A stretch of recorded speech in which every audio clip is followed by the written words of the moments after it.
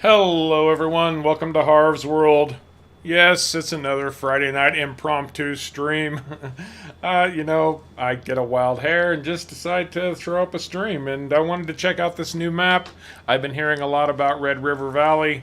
I have not had a chance to play any of this guy's maps before. Somewhere in Canada is one of them. There's a few, but figured I'd throw something out there. Friday nights, I don't generally expect anybody to be around, but if you are, you are, and I appreciate you guys dropping in. Andrew Thompson, Ethan Hollingsworth, Bloodshot Gamer, and Flame 1000. So far, so good. It does look very good so far. I literally just got into it just now for the first time, and I need to do some setup. So let me get my game settings first.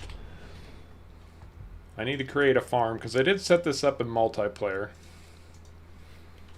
And we're just going to make that Harv's farm. I don't know that...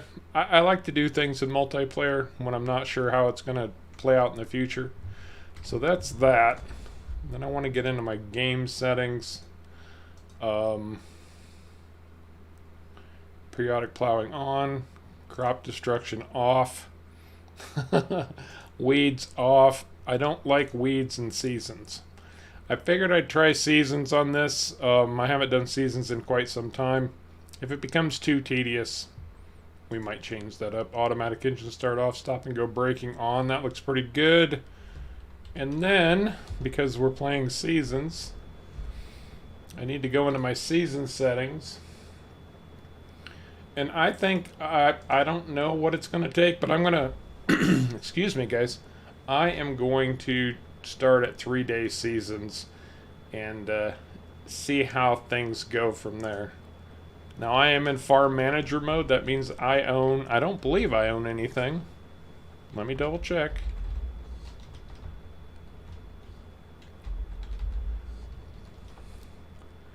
Is this one of those maps where I can't even like look at the shop if the shop is closed because I can't open the shop? Oh, I'm not in a farm, that's why.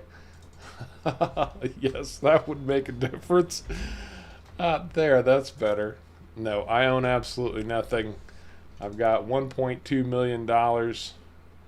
No land. And this is a big map, guys. 4 times. So I think the first thing to do is going to be look around a little bit. And this is early spring. This is supposed to be up along the Canadian border. That's where this is set, and there's still snow on the bloody ground here, so I don't know how all this is going to get started. Hey, Optimus, how you doing, bud? Warnock, 6690, how's everybody doing? It's a Friday night, guys. Don't we have better things to do on Friday nights? Well, before I buy anything else, I'm going to buy myself a vehicle.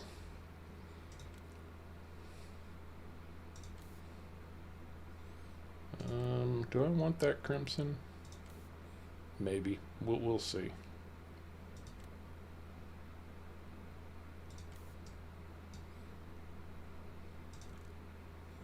Oh, that's better. Nope. Maybe. Yep, definitely. But now I need to change that rim color back. No, not silver. Where's our chrome? There's our chrome. That's more like it. And I know I kind of like this tan on there because then we get to put the Harv's World decal on the side. Very nice indeed. Well, Red Shift, the fox. I'm sorry, the fox is sad. I hope not too sad. Okay, 25 grand is our first purchase for a car. But it is the Harv-mobile, so... And I don't think we need auto drive just yet. So I think our first thing to do here is just drive around a little bit and see what this map has to offer. See if I can't get stuck in the snow somewhere.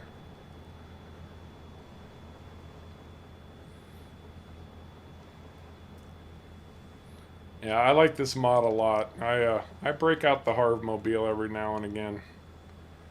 Not all the time, or people will get tired of seeing it.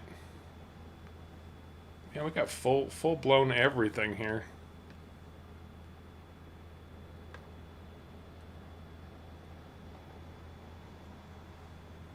Got a mega highway. Watch it. The cars are like moving at warp 72. Watch me drive right off the map too. Okay, I have to admit for a start, this is a pretty slick looking map. Everything I've seen so far is impressive. Oh, why are you disappointed in yourself, man? Mistakes are just opportunities to learn. If you're not making mistakes, you're not learning anything. Oh yeah, I'm back again on a Friday, Harley. I'm back again. How you doing?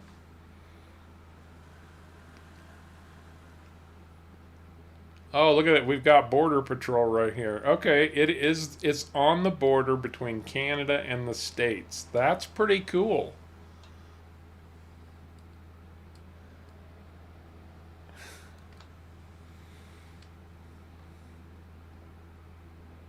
So you actually have to stop at a checkpoint here before they'll let you through.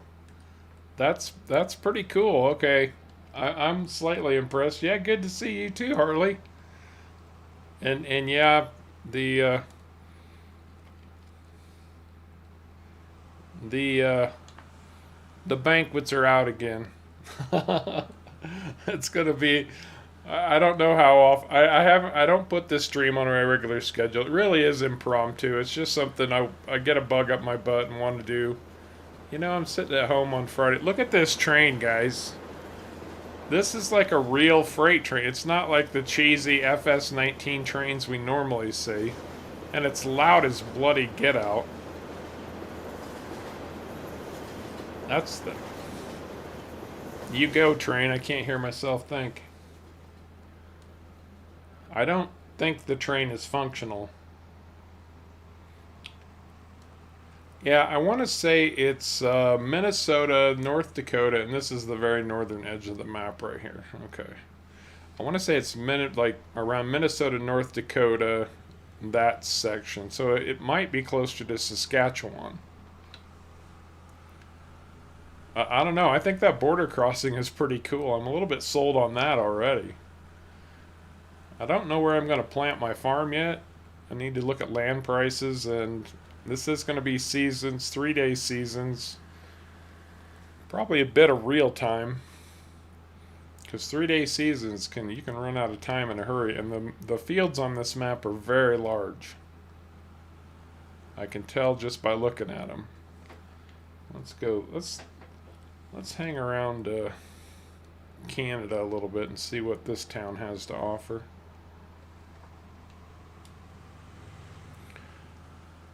Now the map is seasons ready. It's precision farming ready.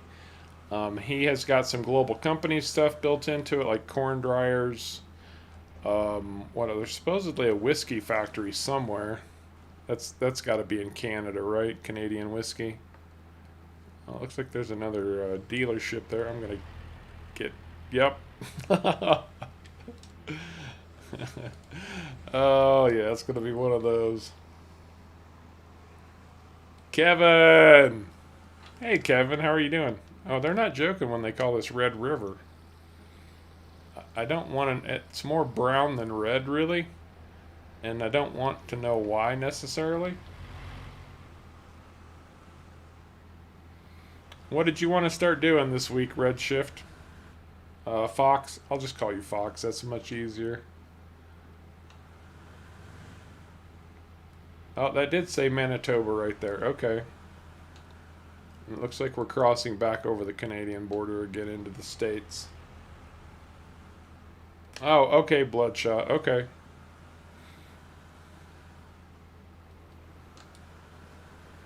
Hey, Vivid. I know. I've been doing this on Fridays, getting this funky bug up my butt to jump on and play a little bit. Oh no, we won't get through. See, it's always been my experience. It's a lot harder to get back into the states than it is to. Oh wait, that said welcome to Manitoba back there, and we just crossed into the states. I think we've got our map turned around a little bit, or our sign turned around a little bit.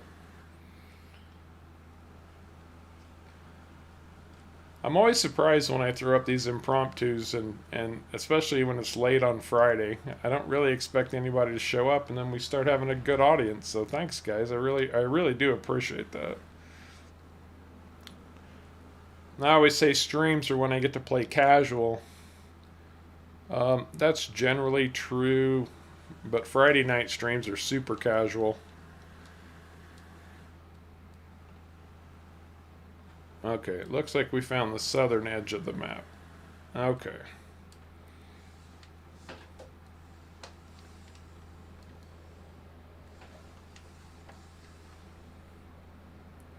It has, Vivid. It has been a while since you dropped into a stream.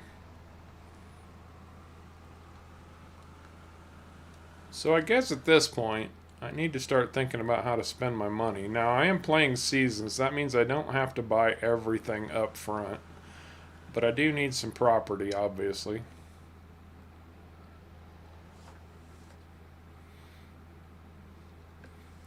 Is that a farm over there? Oh, I know, Ethan. Yeah, you guys are about 16 hours different. It's roughly 9 p.m. where I'm at, Pacific time.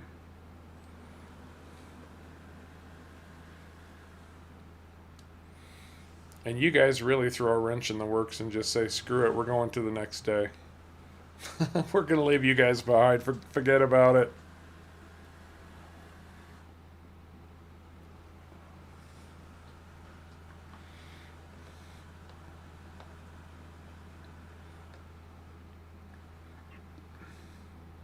Looks like we got some kind of bulk sale point there.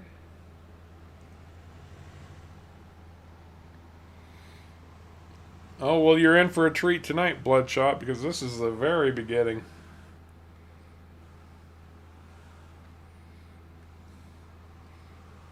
Okay, Fox. Well, I'm not going to press you or anything. I'm Tim Hortons. That's nice.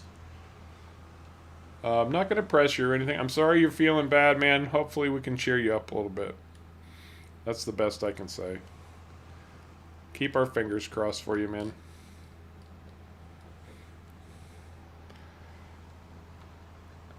Now, even though this is a casual stream, just Harv hangs on Fridays. It would be remiss of me not to throw out the fact that we are collecting donations for or to help families in need at Christmas time. And actually, I want to throw this out there because it happened off stream, and I just want to pop it up because I can do this. Outstanding. Absolutely outstanding. JD97 made a really nice donation to our little cause. And that puts us at a grand total right now of $274, and that was just after 2 streams. You guys have been awesome. Now, since this isn't generally a scheduled stream, I'm not going to get super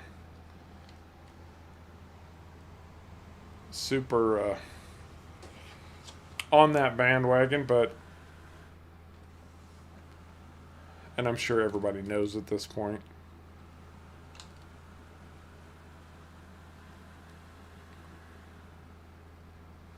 I really just want to drive at warp speed and just blow right through these things. I want to see if they'll chase me.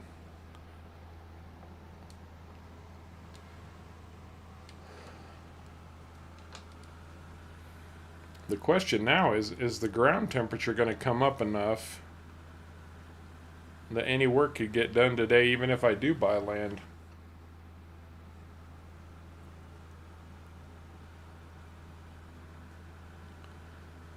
This is a nice highway, though. You can really get up to Mach speed on this thing if you try hard.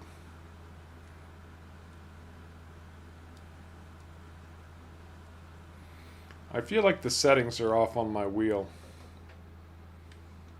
Okay, we are basically at the southern edge of the map here. This is where we started up at.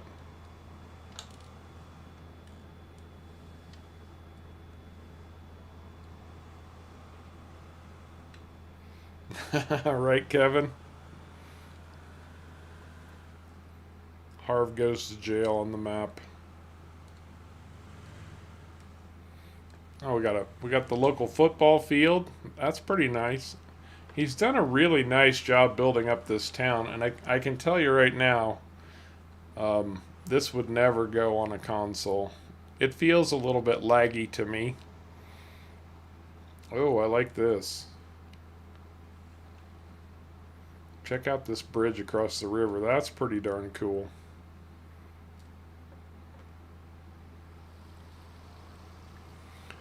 Yeah, it's really busy. There's a lot going on, and I'm actually a little bit laggy myself. So on console, the slot count on this, just the map alone, would be outrageous.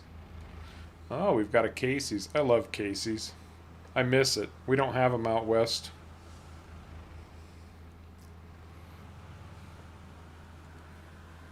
So what are you guys up to on a Friday night? Anybody doing anything cool, fun, interesting, psychotic, crazy, strange, weird, funky? Oh,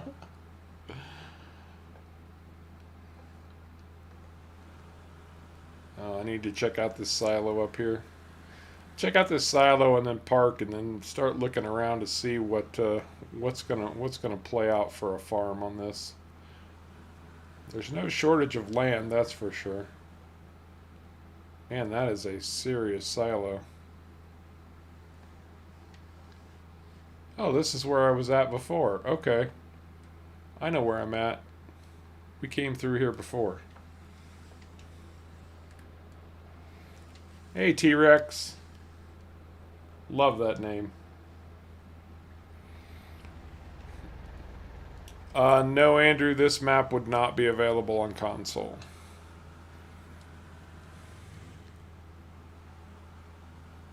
Medicine Creek. I haven't even had a chance to look at that one. I've heard of it a million times. I just haven't had a chance. Oh, that's right, Optimus. You got quarantined, man. That sucks. I hope that all turns out well, though. Oh, you know what? I'm just going to cut through this weed patch. I don't care. There's a Wendy's right here. A fresh berry almond chicken salad. No thanks. But we have a Dollar General, by God.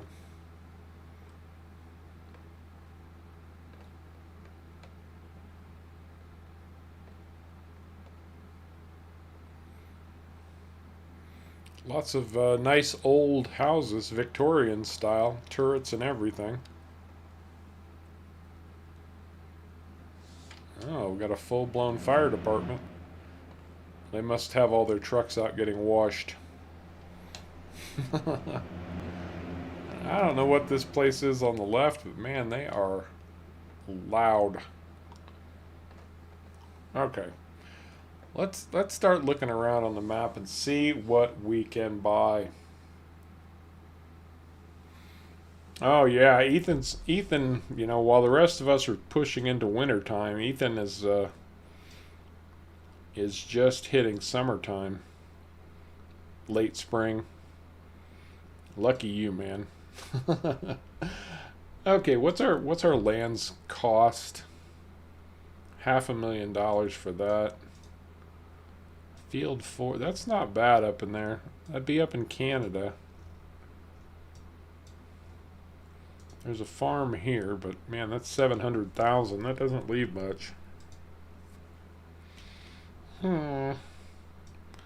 Decisions. Do we want to move to Canada? So that's 20 acres. That's not bad.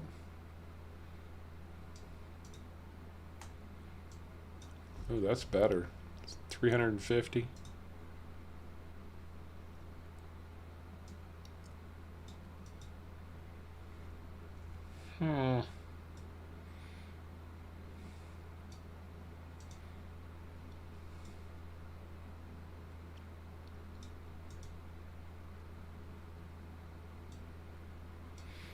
I'm kind of liking this area up here. I like the field divisions. I like having multiple fields to work. Hey, Steven, how you doing, man?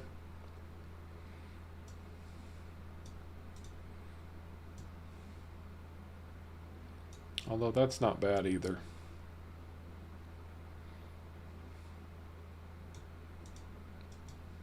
Yeah, I'm not digging that so much.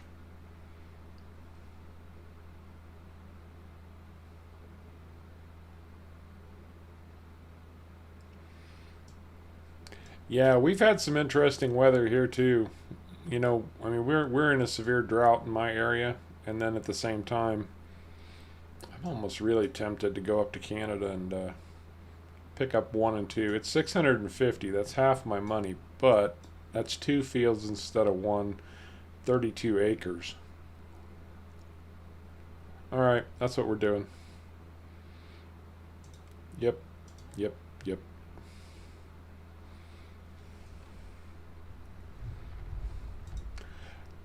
Yeah, field 3 does look pretty good too. It does have the. We're gonna go up there and see. We're gonna go up there and see if this looks better. Then I'll sell 1 and 2 and pick up 3. Maybe I should have just driven up there to begin with. Let's see if I can find my way back out of here now.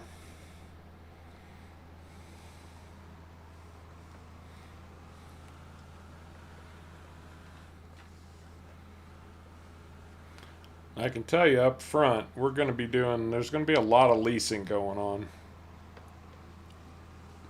That's one of the great secrets of playing seasons, lease. Unless you're using something all the time, lease, lease, and lease some more.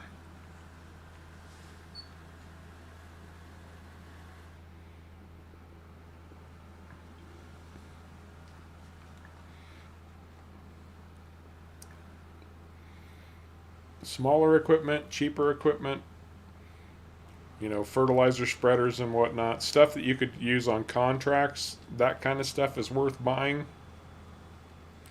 But in seasons, buying a harvester is absolutely ridiculous. Never buy a harvester.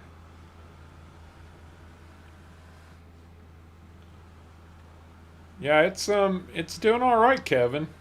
I'm so far it looks really good. It doesn't have any major bells and whistles on it. There aren't any new crops. I guess there is alfalfa. You know, it's not like a Kaz map where he's got half a dozen or a dozen new crops on it. This is pretty base game with the exception of alfalfa, but he's got some. Well, he's doing precision farming. He's got the option to fertilize with anhydrous ammonia. That's kind of interesting, although I'm not entirely sure how that would all work out. Come on, Canada, let me in.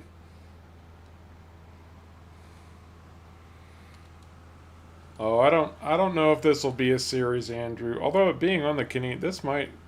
If I wasn't streaming this, I might consider it for a series. Once it hits the channel, I never go back. There are just too many out there, man. There's too many to sit there and go. Um, I've been playing this map for a while, but I think I'm gonna go play it some more. I can't tell if there's a road here or not because of the snow. I guess I'm just gonna have to off-road it and see what's back here. That kind of looks like a road.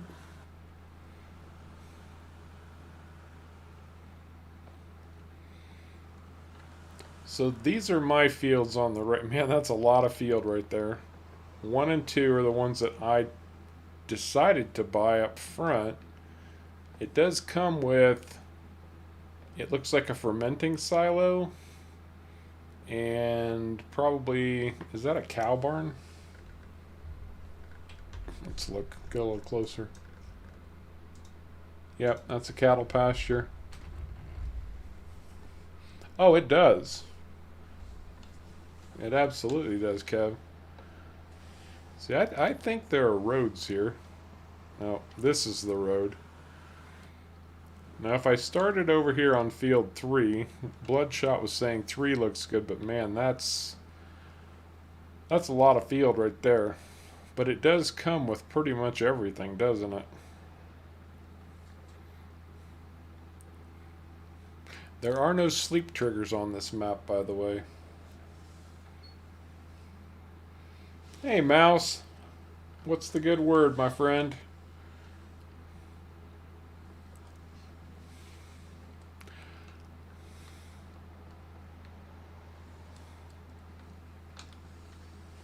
I think I'm going to stick with fields 1 and 2.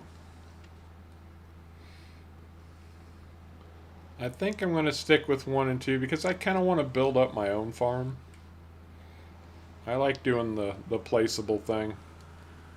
I don't think I'm as good at it as Mouse is, but there's far less over here, and I can use land at my leisure, however I see fit.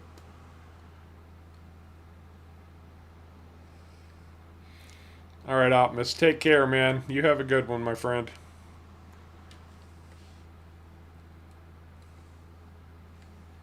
If I wanted cows, I could have cows. Okay, so where are we at on this mess? It's been harvested, it has not been cultivated, and it needs plowing. So we need a tractor and a plow, and hopefully the ground temperature will be warm enough that we can get the plow in the field.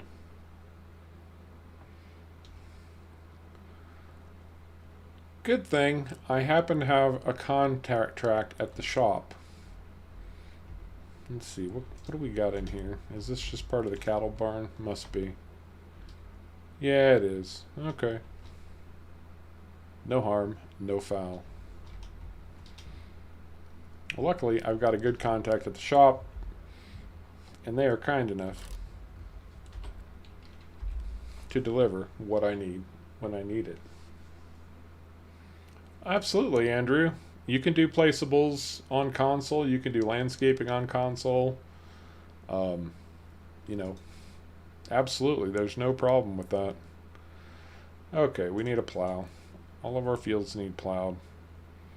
And my good friend Caveman just happened to loan me this chisel plow mod. And that's cheap enough. I'm going to buy that bad boy. But I think it only needs 120 horsepower. That means we could get away with a small tractor, which is going to be much cheaper. How good? The Farmall's not good enough to pull that. Neither is the Ford. I wonder what's the horsepower on this thing? 150? Sold.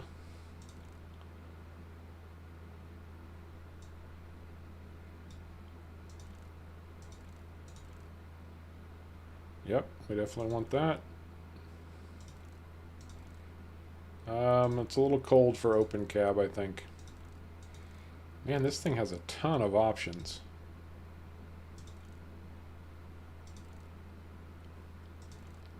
Can't say I'm a big fan of that cab, but I think we need it for winter time.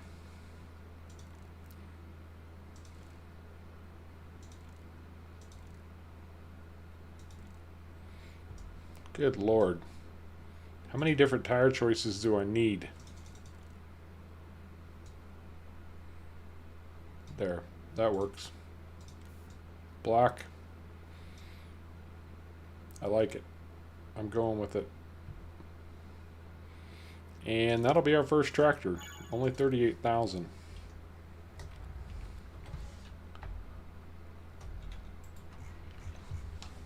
And since Kevin's here, I'm going to tell you guys, you don't want to miss tomorrow's episode of Off the Grid.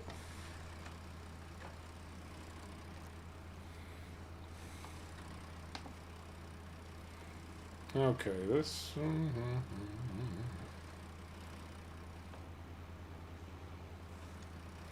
Hey, iPlay, how are you? What am I doing? There we go, that's what I'm doing. Now we're about to find out if our, oh, I'm going the wrong bloody way. About to find out if our ground is too frozen to plow.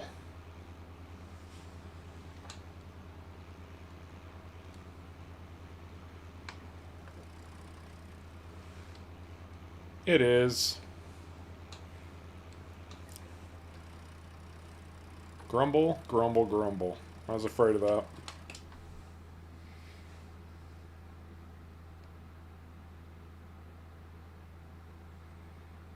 Well, I think the only thing we can do at this point is run up time, and I'm going to turn on the extra time scale so we can do this a little bit quicker. Now, if you look up at the top on the seasons, if you're not familiar with seasons, ooh, man, I really raced back. So there's two numbers in Fahrenheit up there, 50 and 30. The top one is the ambient temperature, you know, the actual outside temperature. The bottom one is your soil temperature. It's still below freezing. So, man, this is going to put us behind on getting everything up and running. Oh, man, and I've got a loan, too. Okay, there we go. We're going to get a nice early start. This should let us plow at this point because we're at 45 degrees soil temperature.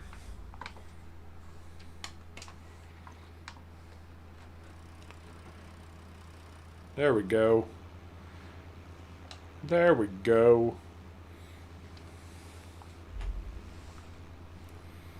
We'll run at 5 times speed until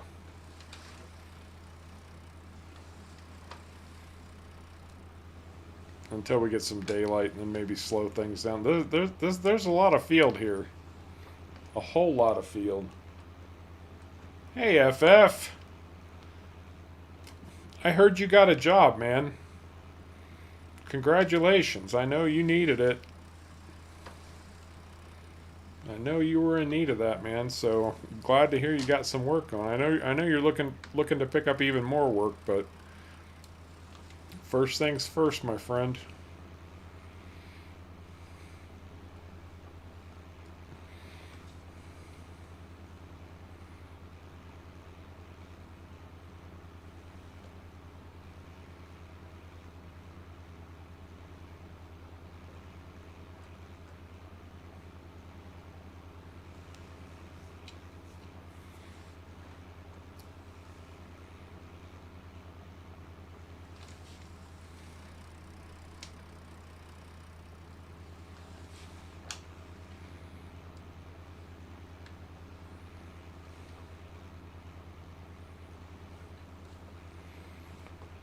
And Kevin, have you got your PC up and running yet, man? I'm curious about that. We were talking about that the other day.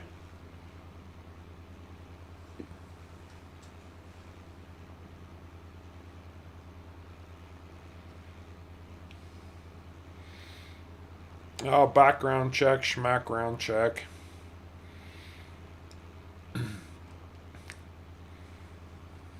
If I can pass one, anybody can pass one. That is nice, isn't it? That's a smart move. If you're driving at night, you can see the edge of the map. Driving, I can't drive on the map, let alone off the map. So what am I worried about? Look at the view there, guys. The sky, the way the clouds are moving across. The lighting is really good on this map. He did a very nice job.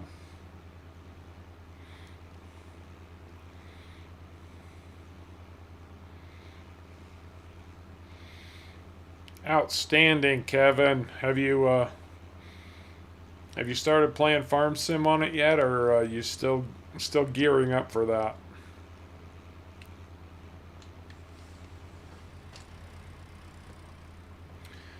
Because I'm thinking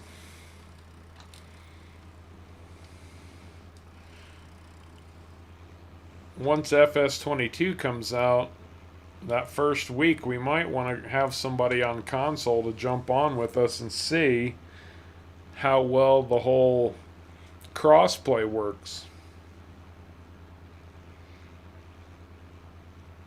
That's fair, Warnock. Absolutely. My favorite map on FS. I get asked this question quite a bit, and I honestly have a really hard time answering it. There are so many good ones out there. It's hard to nail down one that you would just say, "Oh yeah, that's my absolute favorite." I have to tell you, the one that I've been impressed with a lot is the PV Uncharted map. It's kind of off the rails. It takes everything kind of to the next level, if you will. Um, you can't go wrong with Kaz64. Man, he makes good maps. So far, I'm really liking what I see on this map.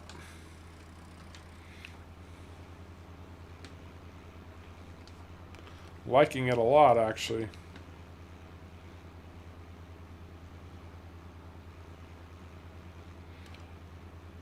That's actually a fair assessment, Warnock.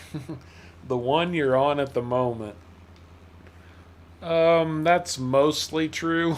Sometimes you get into a map that you have a hard time getting off of, whether you like it or not.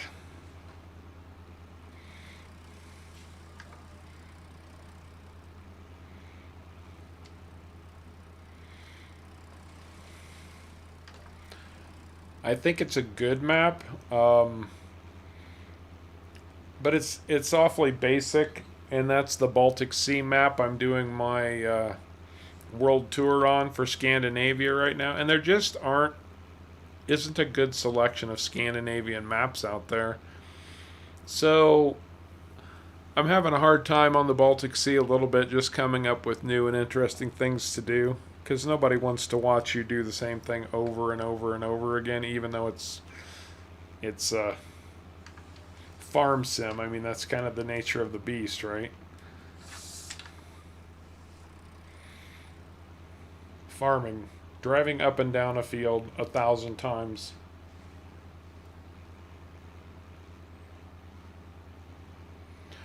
That's one I haven't had a chance to look at, Harley. I had a really good time playing on Almost a Farm. The first one that I ever saw was Old Timers Farm.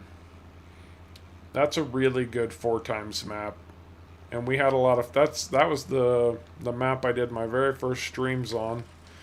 Um, I liked Island Life a lot.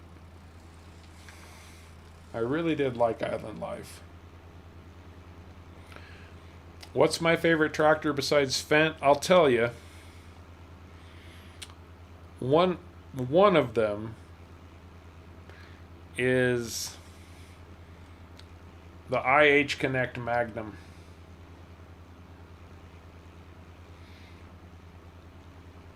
The Case IH Connect Magnum. As far as popular modded tractors go. However, my favorite tractors of all time, I would easily put Farmall at the very top of that list. I love the old school tractors.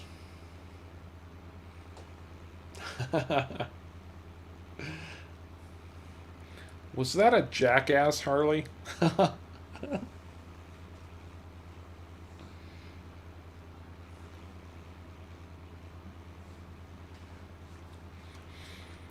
Okay, the thing about tracks. Now, I hated tracks. I didn't want anything with tracks on them. Now that I have a wheel, tracks don't bother me anymore. When you drive with keyboard and mouse, which I had done literally for decades, um, tracked tractors do not automatically recenter. And so it's hard because they're tracks, you can't tell which way the wheels are turned to bring them back to center. So, They're really difficult to use. The same with articulated tractors on key when you're playing keyboard and mouse. But now that I've got a wheel, I don't mind tracked tractors at all because the wheel auto centers for you. So sometimes it's just equipment change that makes a difference, at least for me. But I'm old.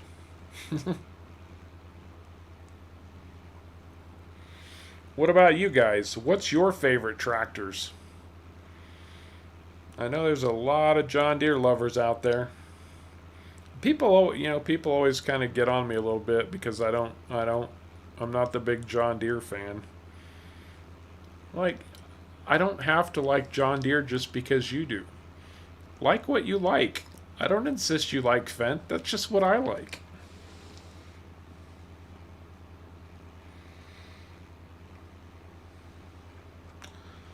Okay. I know what you're. Yeah, the AFS Connect Magnum is pretty spectacular mod. Man, you want to talk about tire options? What are there, about 56? And that's not even an exaggeration. I think there's something like 56 tire combinations available on that mod. Get turned around and started down this field again, and I'll show you what I'm talking about. Yeah, I gotcha. If you guys don't know the tractor that we're talking about here, it's a large tractor. I do have it installed. There it is, the AFS Connect Magnum. I love this tractor. It's a fantastic mod.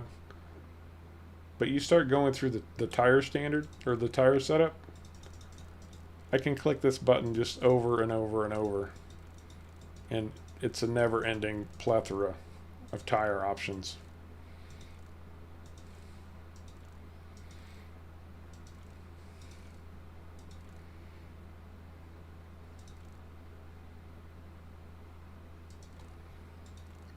Oh, I can understand that, Fox. Absolutely.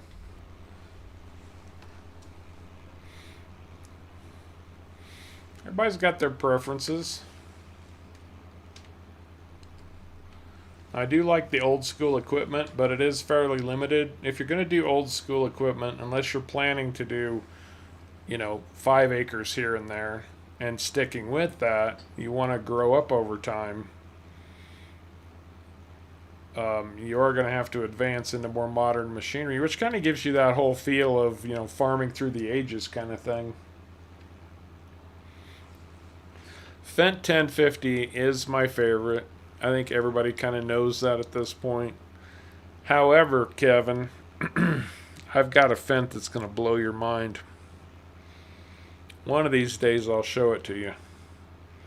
Probably on PV Uncharted one of these days.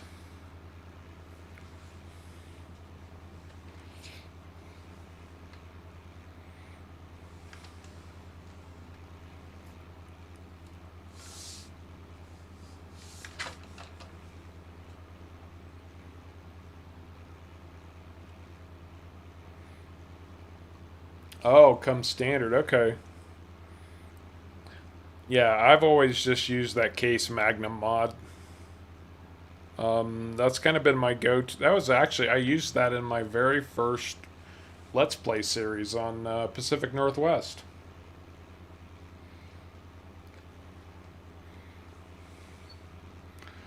Does anybody here not have a favorite tractor? Like, you're just like, I don't care, just give me a bloody tractor to drive. I don't care which one. Because there's, that's almost like an unwritten rule. If you don't have a favorite tractor, you're not a farmer. And in the States, it's kind of bad. I mean, there's a whole like battle between red versus green, Case versus John Deere.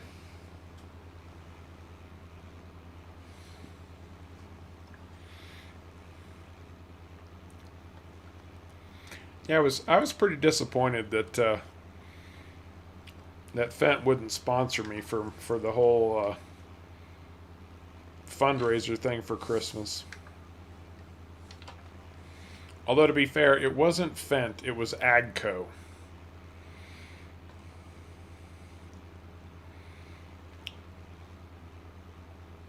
Enough said.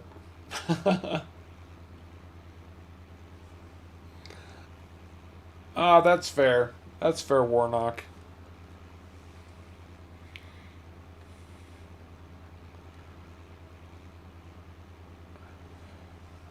Although I'll tell you, the most underrated tractor in Farm Sim, in my opinion, and I think Mouse brought this up a few days ago too. The Voltra. The Voltra does not get the respect it deserves.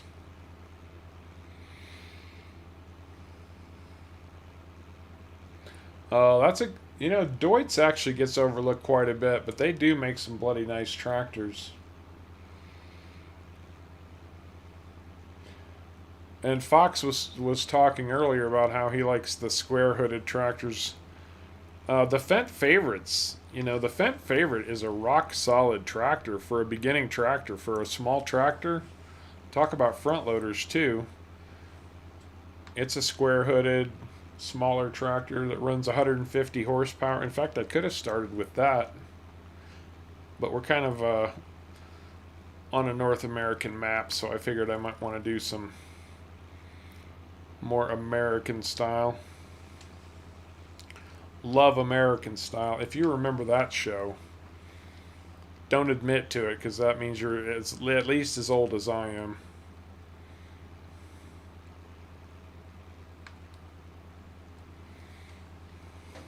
Whoa, whoa, whoa. I said lower.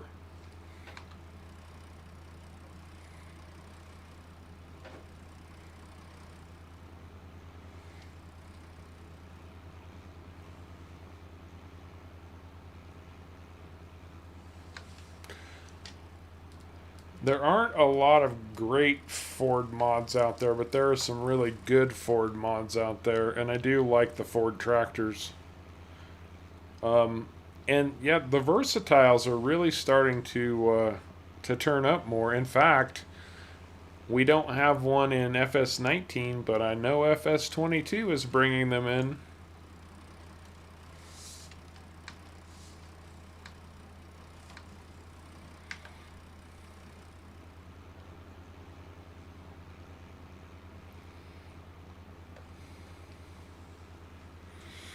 And I'm sure I've said this before too.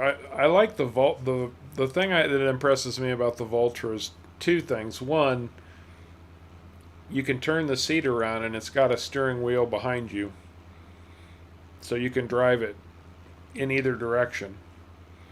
And the other thing that impresses me about it is how tight the turn radius is. Those things turn like a forklift. When I'm doing grass work, man, they are fantastic for grass work.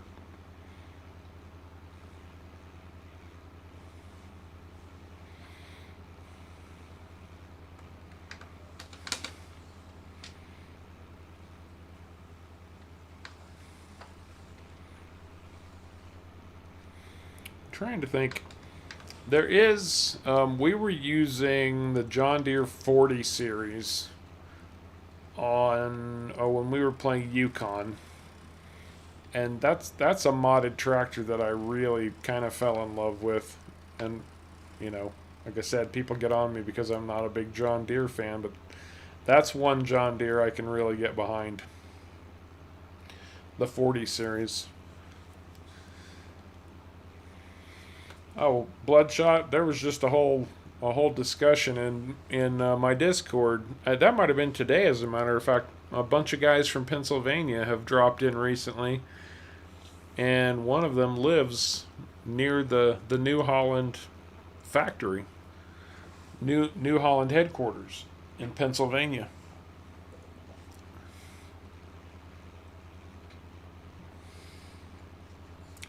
Kind of like Kevin.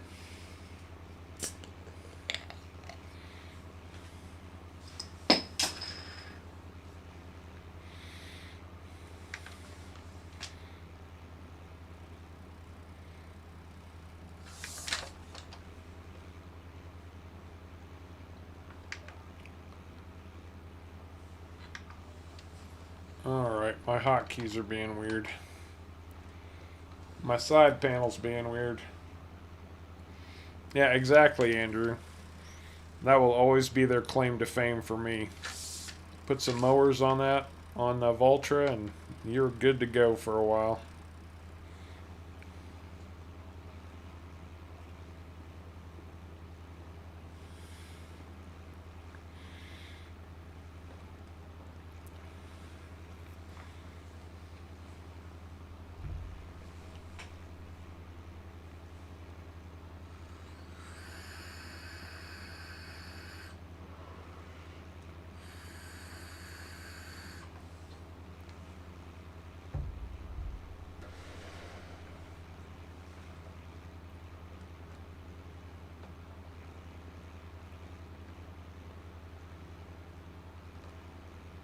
Yeah, I might be able to get this field done today.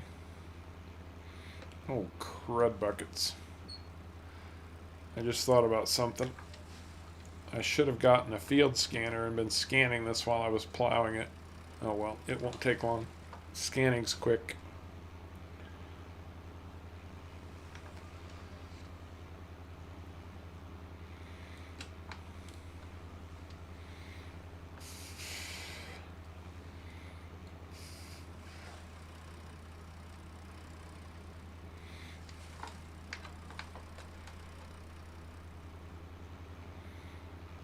Hmm.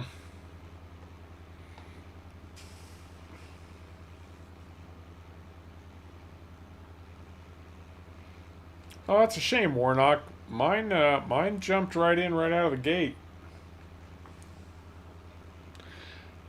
That's a good question, Bloodshot. What do you think?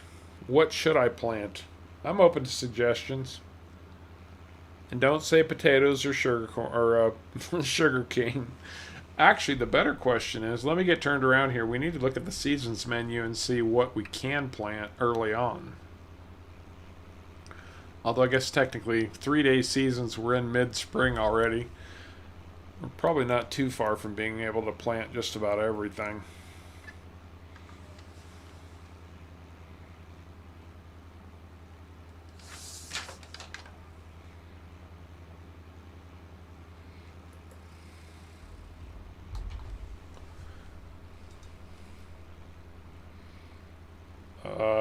Yes. We can't plant cotton, but everything else is open game at this point.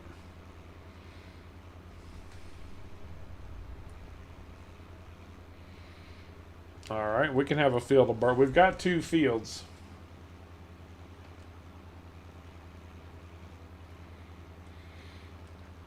And that's interesting because I have never once had to delete my shader cache. What map was that, Andrew?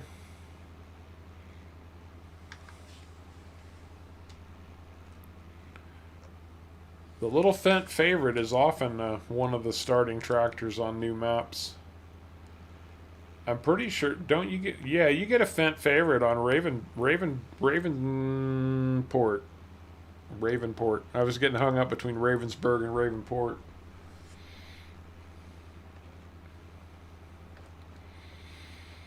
Alfalfa. I don't know yet, Kevin. I mean, I do have a cattle barn over there, so we could probably get some cattle working. I wanted to see is can I sell alfalfa? Nope. Oh, I could sell alfalfa if I turn it to hay. Oh, we can collect corn straw too and soybean straw. Interesting. Okay, good thing I checked that. All right, Mouse. Have a good sleep, bud.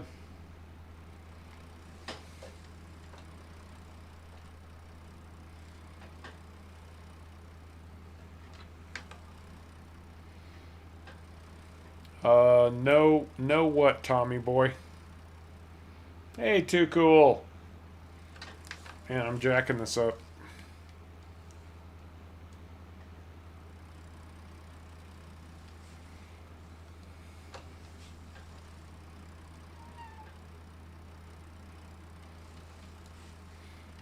There's a different Baltic Sea?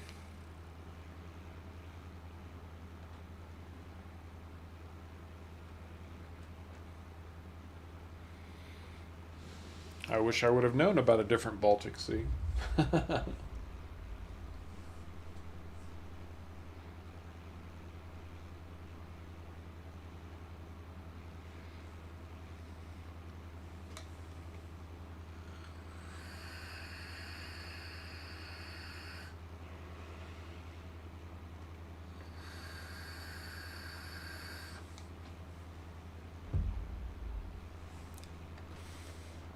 Yeah, you're right. You're right, Tommy boy. There is not a Fent on Ravenport. I don't know why I had that in my head. You start with the 7250, which bang for your buck. Base game tractors, the K7250 is dollar for dollar the best option in the game.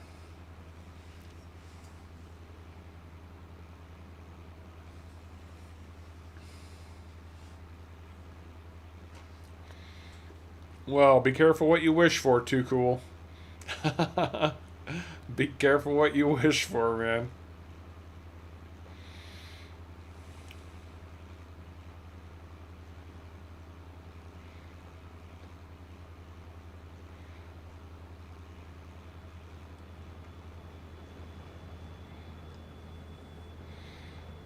Oh, there goes our choo choo.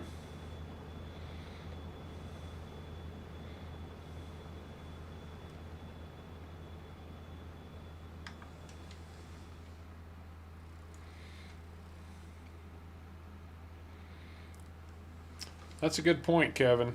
That's a good point. But I need to start making money too.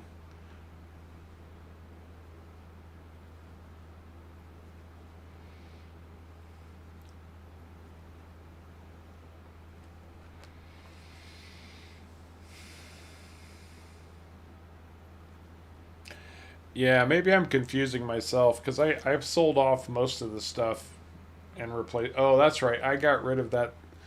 You get the Fent and that stupid Fiat. That's what they give you on Ravenport. It's that Fiat, and I got rid of the Fiat and picked up a Fent favorite. Yes, that's right. Thank you, Tommy boy. Whew, there was a brain cell that hadn't fired up in a few months.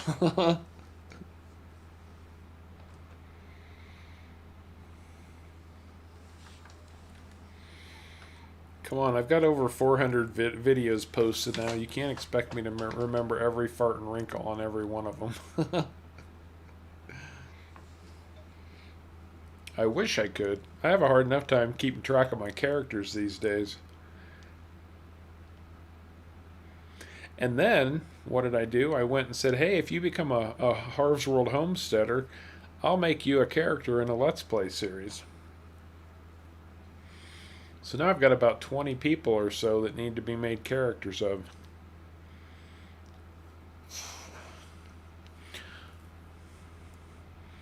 Although I felt a little bit bad. I made one of those guys a horse off the grid.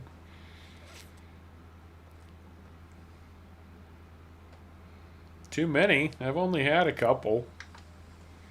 Not nearly enough. Too many? No, not nearly enough. But they are coming right along quite nicely. Oh, good to hear, Tommy boy. You're in good company. A lot of the people that hang out with Harv started the exact same way you did.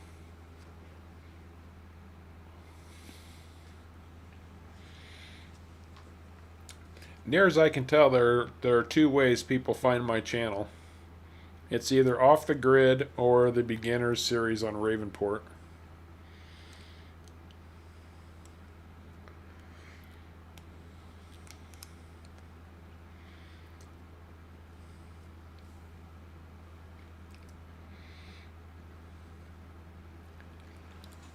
Oh, that's a fair point too, Kevin. Let me turn around. There are contracts on this map. And yeah, seasons, when you're playing seasons and contracts go hand in hand. The thing with seasons is because you only make money on crops and such once a year, you need to pick up every contract you can possibly accomplish. That's one of the reasons you actually buy your fertilizer spreader. Contracts. Currently, there are no contracts available. That doesn't bode well. Oh, there we go. New contracts. We got a couple of cultivating and a plowing. Well, spring, you have a lot of work to do. Summer, not so much. Hey, Austin, welcome to the stream. Good to have you with us. Bourbon and farming. Well, he was asking about banquets. That's Coors. Coors Brewskis. And I'm more of I'm a rum guy, actually. Give me a nice fat bottle of Bacardi any day. Sup, G? Nah, dude. Dude, I've streamed twice a week forever. And I post videos twice a week. I have gone back to the world of work. Now I just work 2 jobs. Pay and benefits during the day and YouTube most evenings. I'm putting in about 70 or 80 hours a week. Friday nights I take to myself. Yeah, my average day is anywhere from 12 to 15 hours long, depending on what's going on. Work-wise.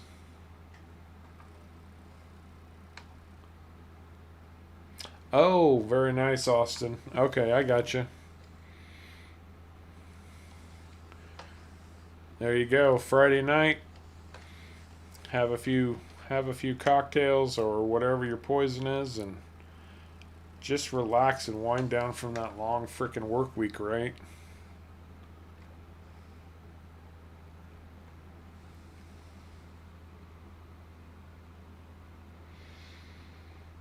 Thornton Farm? I'm not familiar with Thornton Farm. Too cool.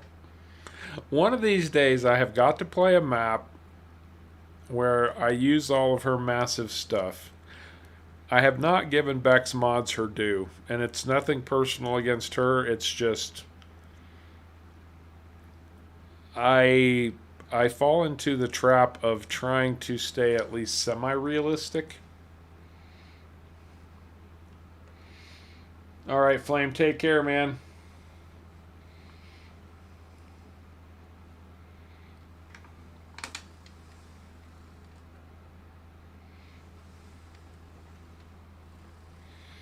Oh, dude, you got to work all night?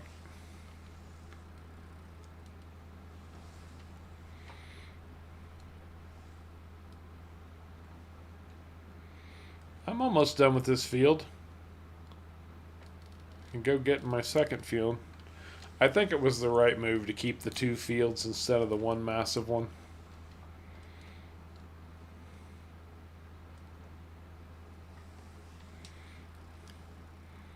And I really do prefer building up my own farm, placing my own stuff. Call me a control freak if you want to. I won't be offended. What kind of work do you do, Warnock?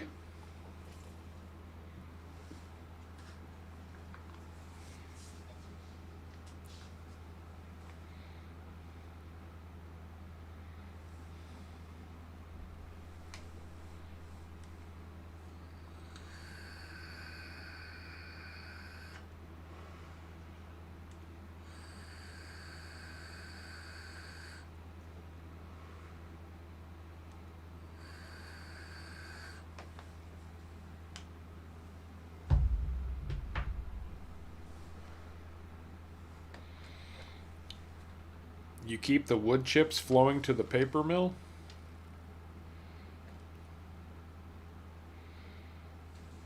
You saying you work in the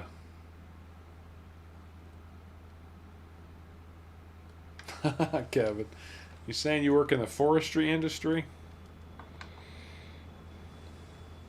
Yeah, that's good. Hard. Drag the plow around in a circle.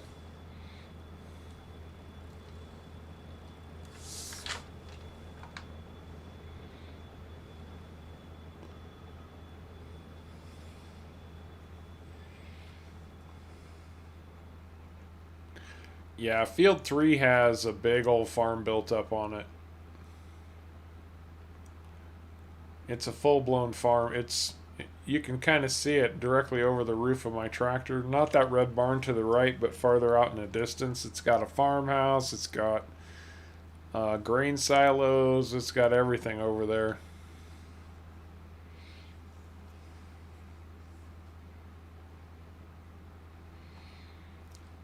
Oh yeah, G. I thought I'd made a really solid point of letting everybody know that yeah, I would have to take a break while I was moving. I think I was down for about 10 days or so.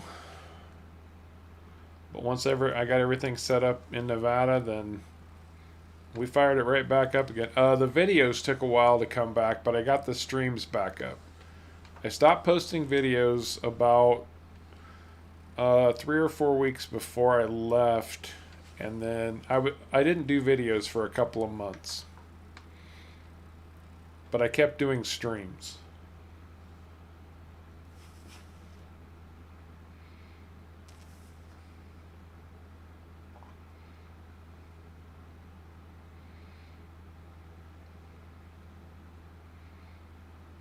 John Deere 844K loader with 22-yard bucket, big enough to park a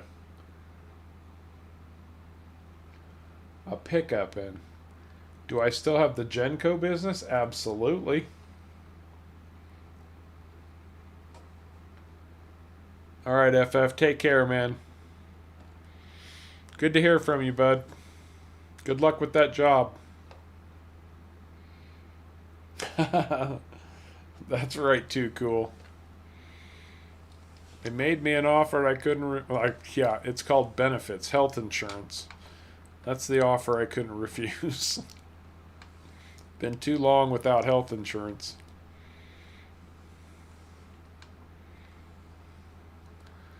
All right, that's one field down.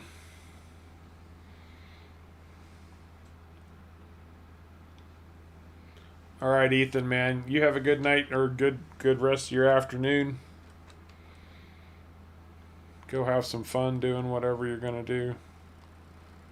I always picture like people in Australia, New Zealand, all of that. Just they're just rowdy and having a good time all the time. I probably watched Crocodile Dundee too many times. I don't mean to stereotype.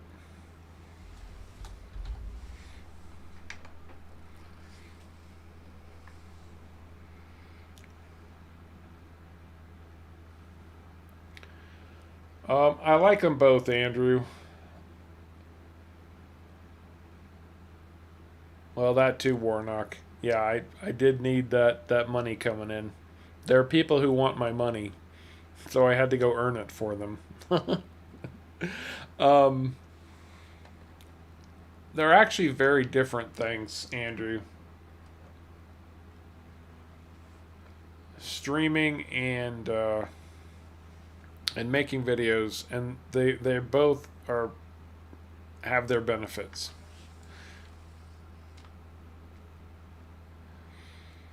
Videos, you have a little bit more control over what you're doing, your storyline, that kind of thing.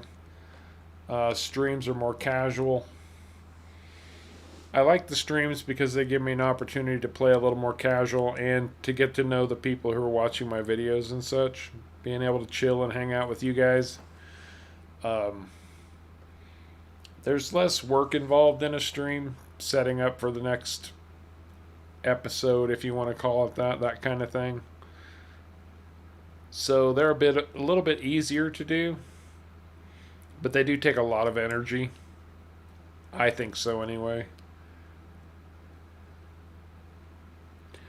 But on the flip side of that,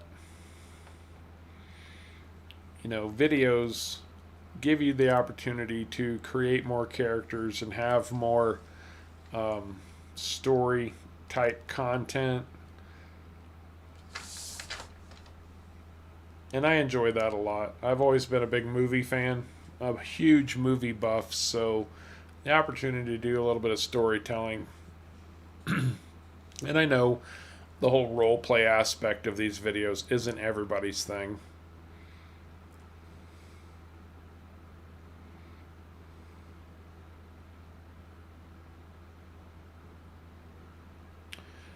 Honestly, Fox, I'll tell you, I hate those bushes with a passion. If I personally could, I would wipe them off the face of the earth and existence. And so I have never used the mod. I know that Caveman and I and Sharko and a few others discussed it when it came out, and it hasn't been that long ago. Somebody created a mod where you can place those bushes on your map, and I'm like, why would somebody want to put those crappy things back on their map? I try to mow them all down. So I imagine it's just like any other placeable. And I know that FF was telling you about placing trees. Just make sure that you never cut them down.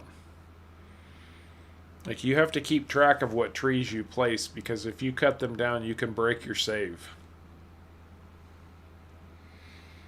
Yeah, well, I think it was Ethan. I think Ethan that just left was the one who brought up Yellowstone, and I need to remember that. I need to rent that and watch it. It sounds really good, right up my alley. The kind of thing I like to watch. I think I need to do a little bit of headland on this end. In fact, I think that's going to be my MO here right now.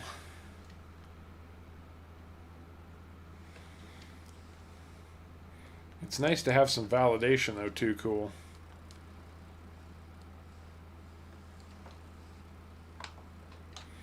I can be a little picky when it comes to movies. I'll be honest. I'll own it.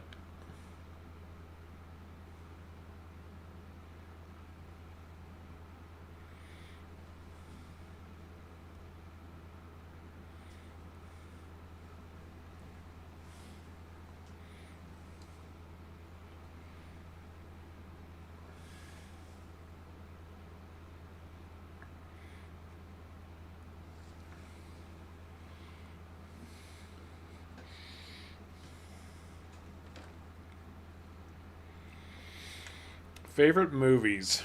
I don't know.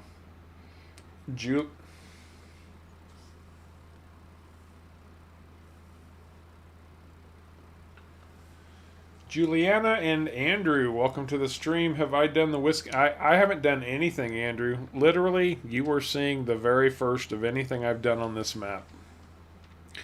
We did a brief little tour, drove around, crossed over into Canada, came back, looked around a little bit, and I finally decided to spend the money to buy a field, and I bought a plow and a tractor and fired this mother up. So we're just getting started.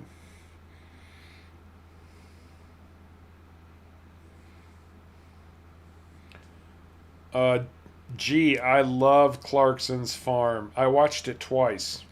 I was that hooked on it.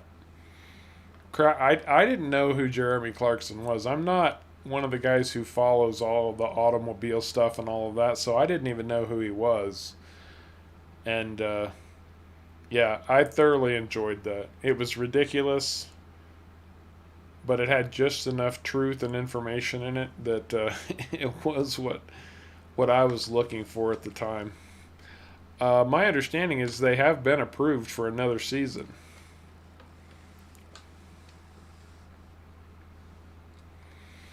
So there will be a season 2 of Clarkson's Farm.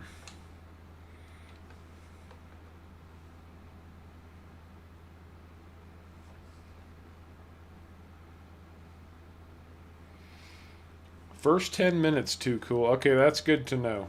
Really good to know. I'm going to be all over that.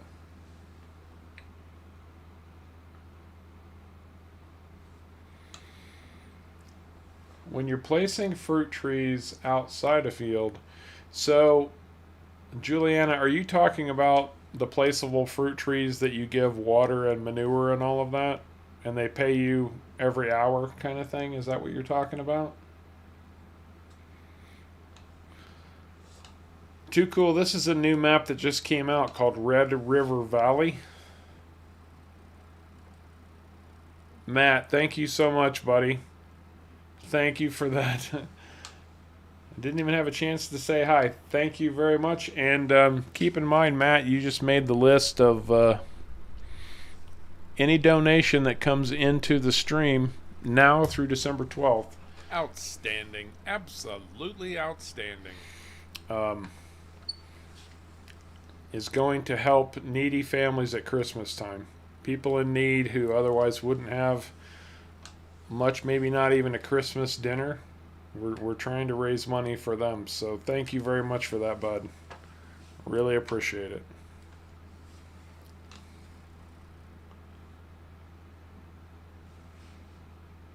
it. Juliana, you can slap those down anywhere. They don't have to be on a field. Any type of placeable like that. Greenhouses, vineyards. Just put them anywhere. They don't ruin your good cropland for those placeables. They will function no matter where you place them. Well, thanks for being you, Matt. You have been around for a long, long time, bud. A long, long time. We don't talk as much as we used to. I know you're super busy, and God, I know I'm super busy. That's the way life is sometimes, right?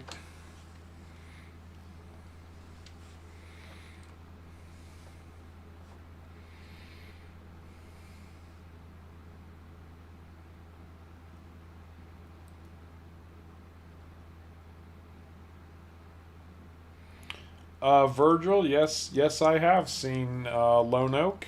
In fact, I looked at Lone Oak today directly for the first time. I know people are absolutely in love with that map too. That map receives incredibly high praise. It was a map that was converted from FS17 to FS19. The original modder on that map was Bullet Bill, and Oxygen David brought it into FS19.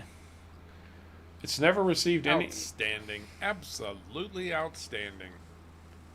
Matt, holy crap, dude. You now officially have the single highest donation of everybody, and that bumps us up, ladies and gentlemen. Let me make sure my math is right. $394. $394 going to help people in need at Christmas time. Dude, Matt, that is just so generous. Thank you very much, buddy.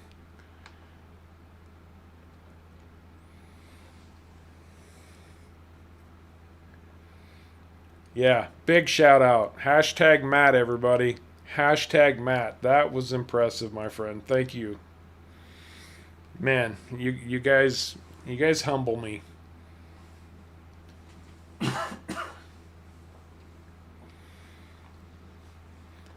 Moments like that, it probably seems like I never shut up, and moments like these I actually get a little bit speechless. I almost don't know what to say other than thank you about 1,000 times because you're so deserving of it. Wow.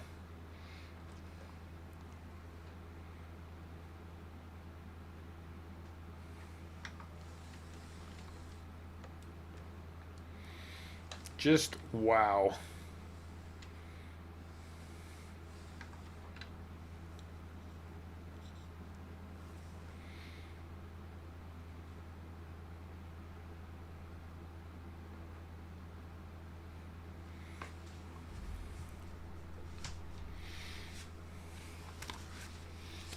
That's an impressive goal.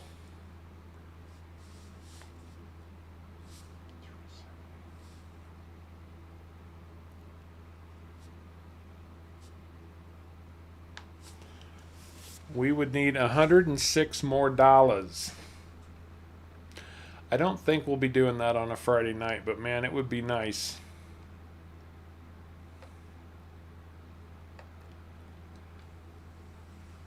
It's the Harv's World Friday late night stream.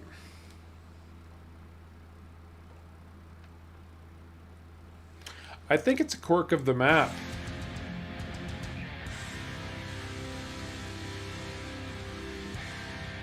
There you go, too cool. Nice use of your member perk there. Um, it is a quirk of. Actually, I meant to comment on this. The texture, the soil texture on this map is really, really nice. He's done a really good job with this. I'll get down in the dirt so you can see it.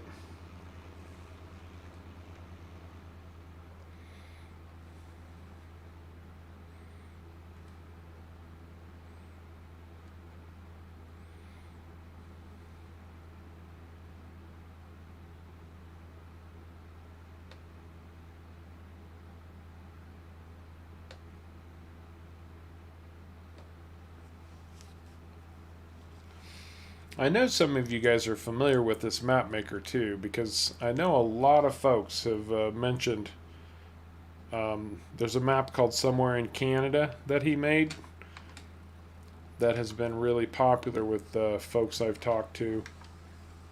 In fact, Canada in general has been a popular request for the world tour. In fact, I think I think Scandinavia just barely beat out Canada when I did a poll to see what country I would go to next for the world tour.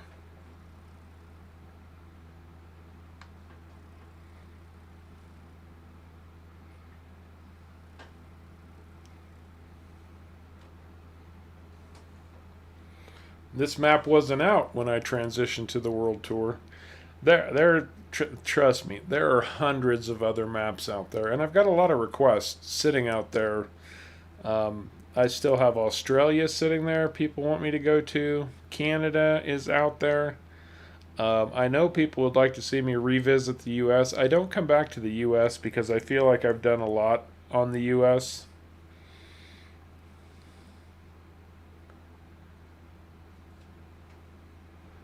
No, I don't believe so, Bradley. I don't think so. In fact, the person I heard talking about it was FF.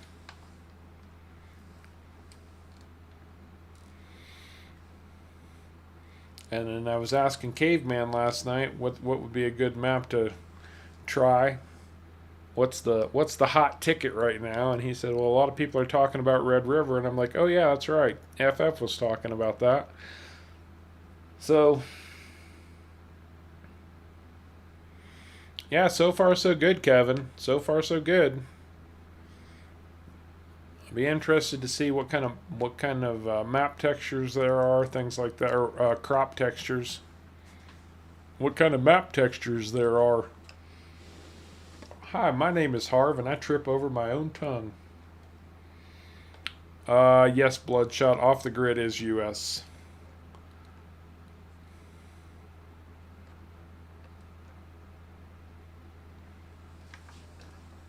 In fact, at one point, Caveman actually tracked down the area where the Wilhelmina map is based off of, and it's somewhere in Oregon. Not like Lone Oak style, but somewhere in Oregon. And if you look at Google Maps, you could actually see pretty much the same lake that's on the Wilhelmina map that I use for Off the Grid.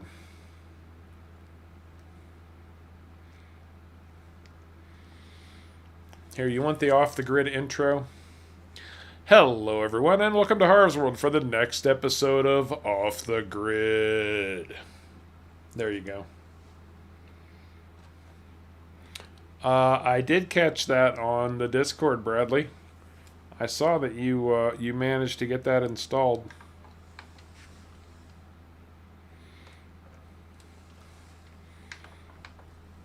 How's that working out for you, man?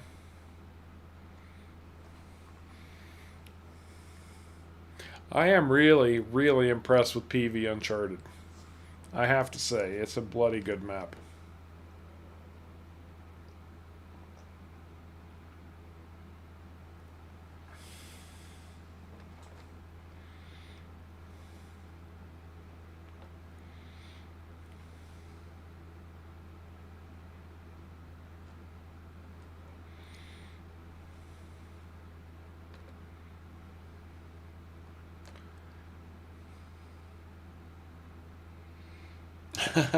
Bloodshot.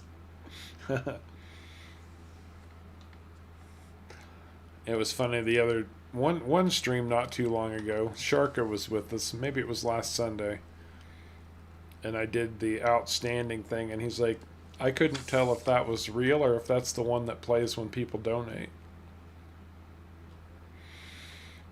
Man, you do this stuff 1,000 times. It's not hard to repeat it.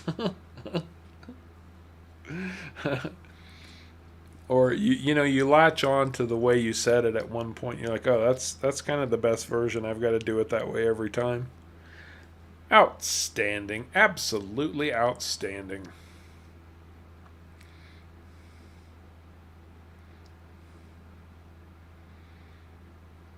Oh, that's cool. Farmer Min.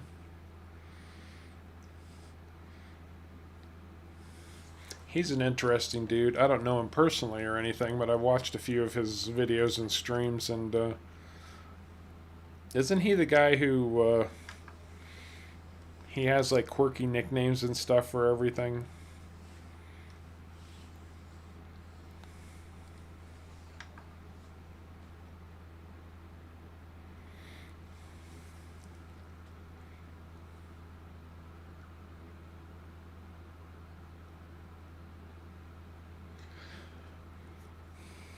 Yeah, a lot of people have actually started hitting this map up. I guess is my understanding. That's what Caveman was telling me. It's kind of the map of the hour right now. But the mob is fickle, brother.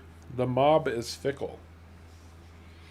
They'll be on this for 3 or 4 weeks, and then, well, by then FS22 will come out. But still,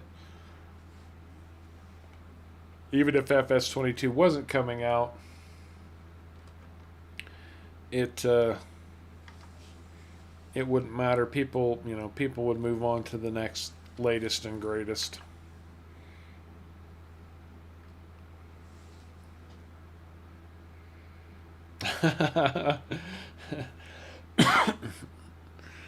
No, Warnock. Actually, I'm kind of one of those people. I've kind of over my whole life. If I hear something, I mimic it. That's why I like I've there are so many movie quotes embedded in my everyday language. I don't even realize they're movie quotes anymore. Um, but I used to try to mimic people exactly. If not, I can't do their voices or anything. But if there was a cool turn of phrase or something that sounded particularly awesome, I would just pick up on that and try to use it the same way. Not so much anymore, but when I was younger, and I guess that kind of stuck with me because I can mimic myself now. Something like that.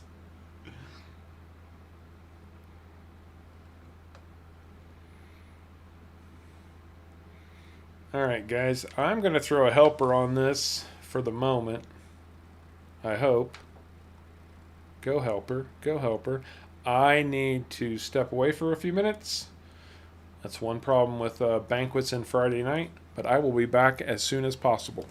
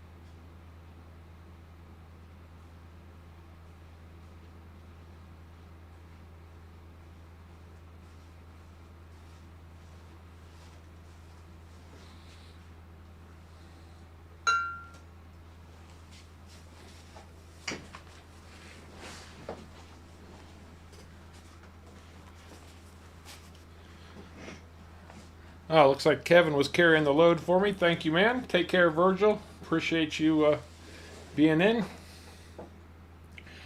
We now return to our regularly scheduled programming. Red Sir Brazen Bull. Oh, that's a good name, man. I like that. Stop, Mr. Helper. I don't want you doing that anymore. Can fire our GPS back up again. And I will take the reins from here. All I know is I got a day and a half to get my crops in the ground.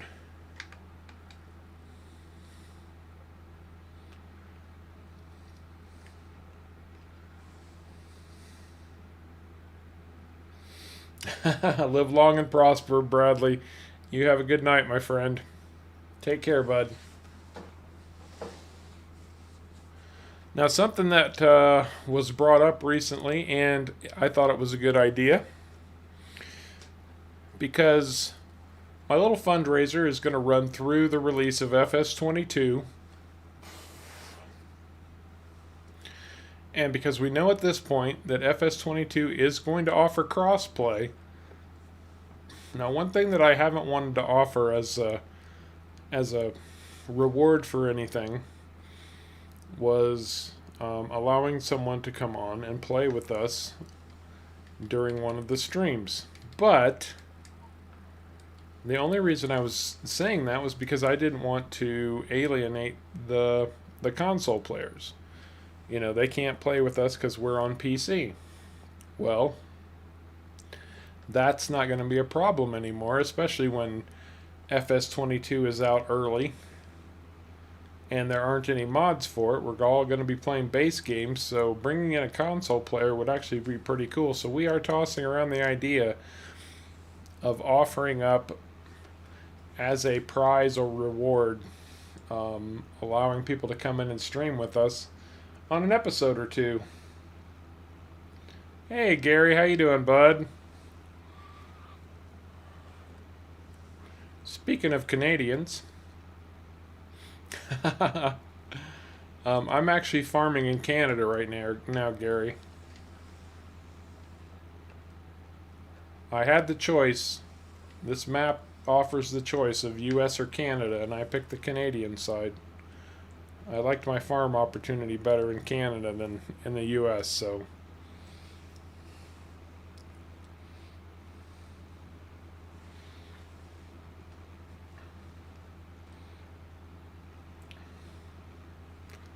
I need to check something here. What's going on?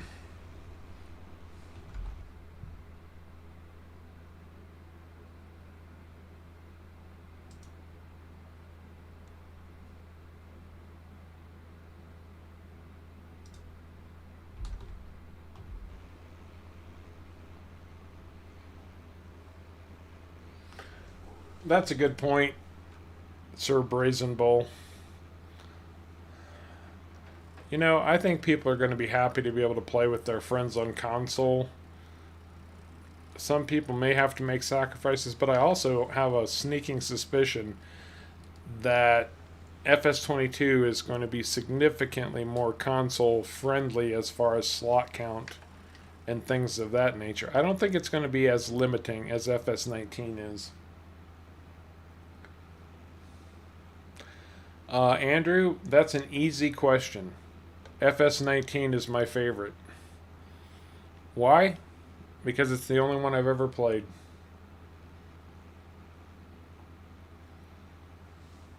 Hey, Killer Films, how you doing, bud? Good to have you with us tonight. Thanks for dropping in. Appreciate that. Man, Friday nights have been a good night to stream. We get a good audience on Friday nights. You guys are awesome. Who's your favorite, Gary? Who pounded it out for the victory?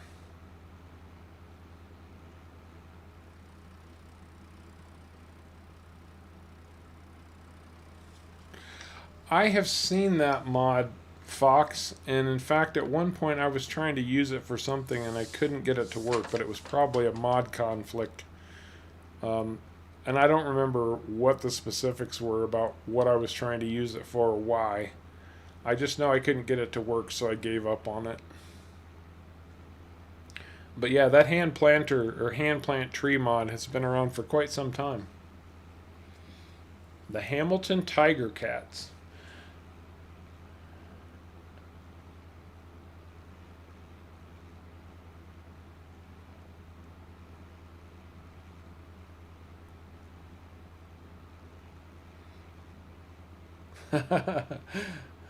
Good to hear, Killer Films. Typos and all. We're doing good here too. Very, very good. In fact, we've had some spectacular activity tonight, and I will throw him out there again. But Matthew Erkey, who's been a Horror's World follower really since the early days. He was one of the very first, like before I had 100 subscribers. Probably within the first couple months I started the channel, he started dropping in. But he made a couple spectacular donations toward the Christmas fund tonight to help needy families.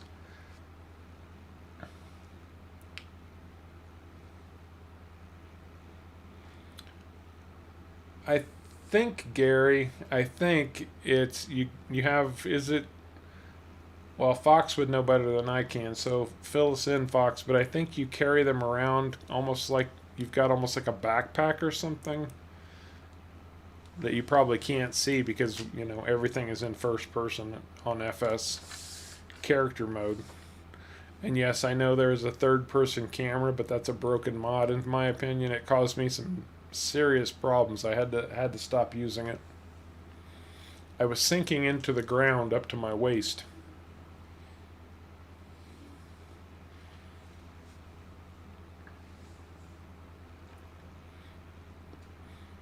A couple of my early, the first 2 or 3 videos of Off the Grid, there's actually one spot you can see it.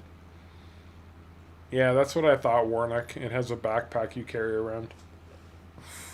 And then it's like a hand tool, like you would have your chainsaw.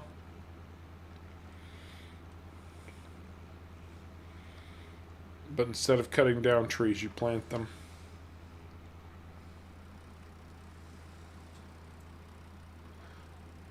Well, hello, Ivan R. Garrido. That's quite a handle there, buddy. Great name, though, Ivan. I like that. As long as you're not terrible, we're all good. Welcome to the stream, man. Glad to have you with us.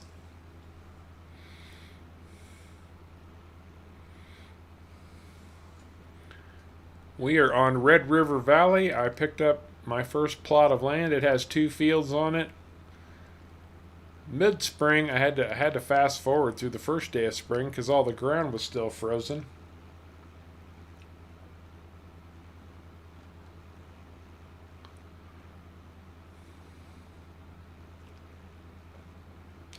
Actually, Gary, that's interesting. It would actually be kind of cool if they kind of incorporate that with the wheelbarrow mod. And so you push the wheelbarrow around full of your tree saplings and such. Either way, it's a great idea for a mod. I just couldn't get it to work, and I still don't remember why, but it is what it is.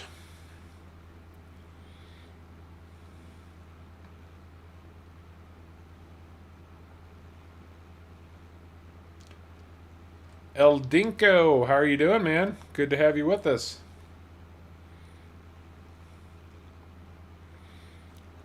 Man, I might have to make this Friday night stream a regular thing.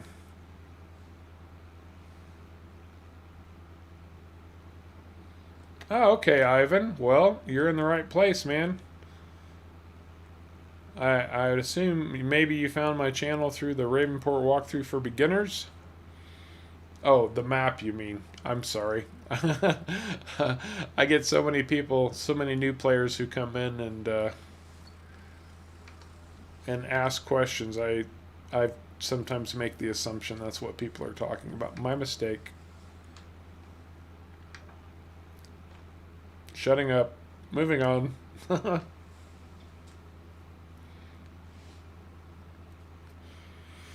So far it looks really good. The beginning of the stream, we did about a 15 or 20-minute map tour, driving around, checking stuff out. Um, Bought my first patch of land and trying to get planted before summer gets here.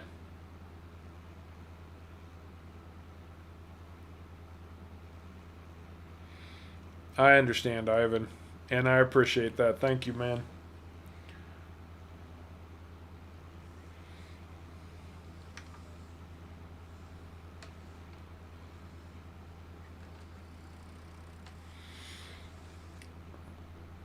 YouTube gaming side of things, anything specific, or just trying to get it all sorted out?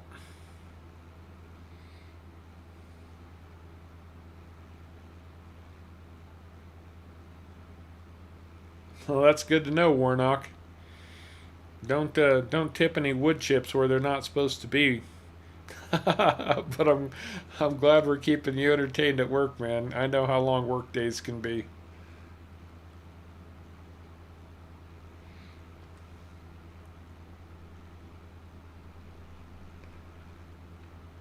Yeah, there are. In fact, let me get turned around here and we'll look. There's a ton of sale points on this map. That's a good point. Thanks, Bloodshot. Appreciate that reminder.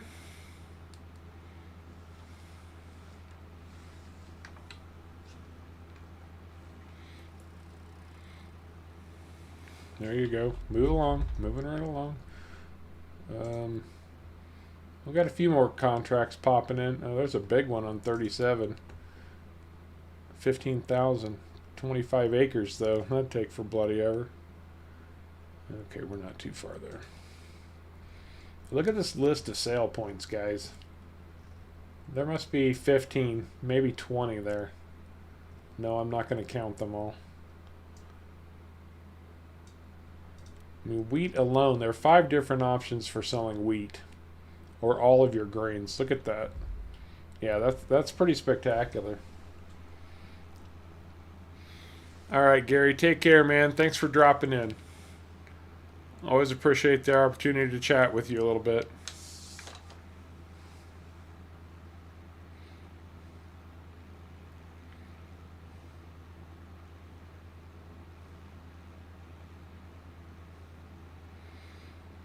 Oh, okay. You're usually watching on Twitch. I used to do a lot of watching on Twitch, but then I started my own YouTube channel and kind of switched over. I like them both for different reasons. But I was also big into Apex for a while, so that's where I really started watching Twitch, and a lot of the pros seem to all go over to Twitch to play.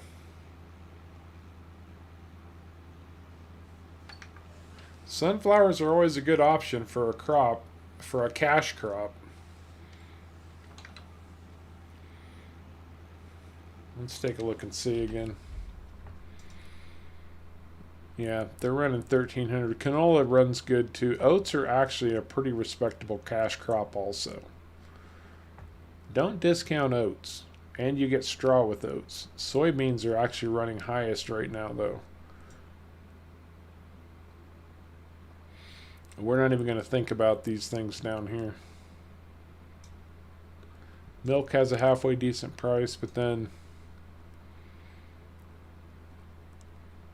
it looks like alfalfa hay is really where you're at. And then the whiskey factory, I need to find the whiskey factory. We need to sort that out. That's on the top of my priority list.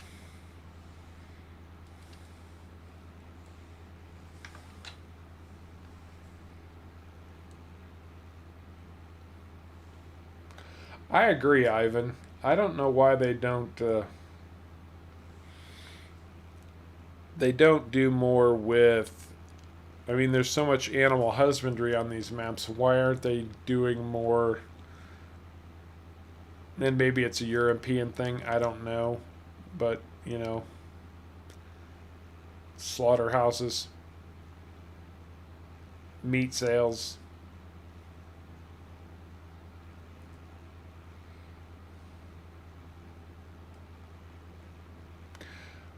I think I agree with you there, Brazen Bull. I think I agree. I think Twitch is a big draw for people who want a quick jump start. I think building up on Twitch over the long haul is a bit more difficult. I feel like they're really two different platforms. I feel like YouTube is more based on pre recorded videos, but has incorporated streaming, whereas Twitch is almost built on streaming, but sometimes they incorporate or they give you the option to post videos. They're almost opposite platforms that have gone in different directions just to compete with one another. I, I, I know what I'm trying to say. I hope you're kind of understanding what it is. I need to look at my map on this field and see what I've missed. Yeah, there's a few spots through here. I need to run along this edge and then come back down here. Okay. Yeah, Twitch really does give new people an easy jump start.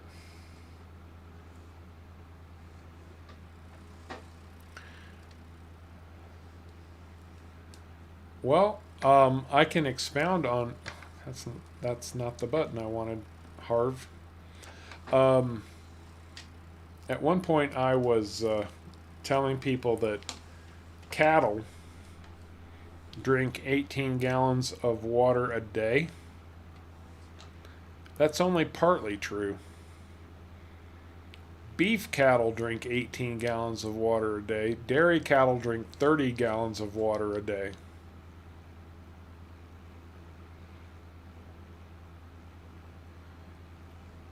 30 can you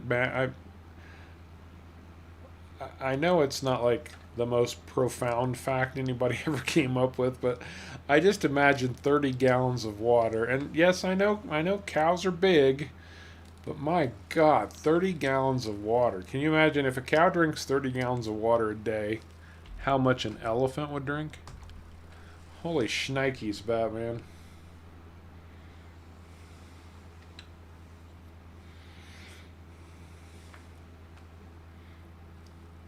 Yeah, I've got a friend who started on Twitch, and he's just kind of a multi purpose gamer. He does a little bit of everything. Not focused and not terribly serious. Um, and when he's telling me how quickly he was getting into things. No, no, no. Turn the GPS off. I keep hitting the bloody GPS button. How quickly he was advancing through Twitch, I was a little bit jealous of him until I realized, oh, that's Twitch being Twitch. And you might get there early on, but what's it going to take down the road? And I still missed that bloody spot to plow. Oh, well, I'll come back. Right, too cool? Let's see. Interesting factoids. Anything left in a field after you harvest it is called crop residue. That might not be exactly a spectacular factoid either, but that's the technical term for it. Crop residue. It's not corn stubble. It's crop residue. Aren't you glad you tuned in tonight to get these real life farming facts? Oh,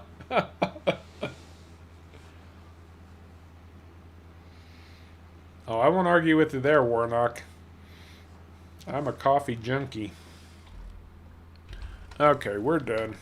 The plowing is complete.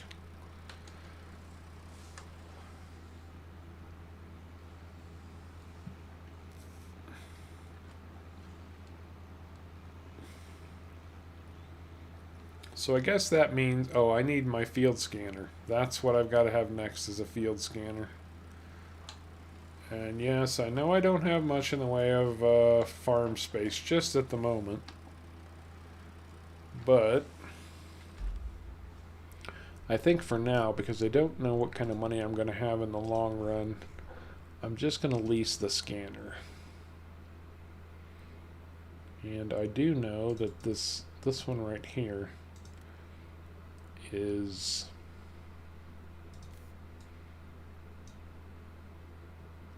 it scans the widest.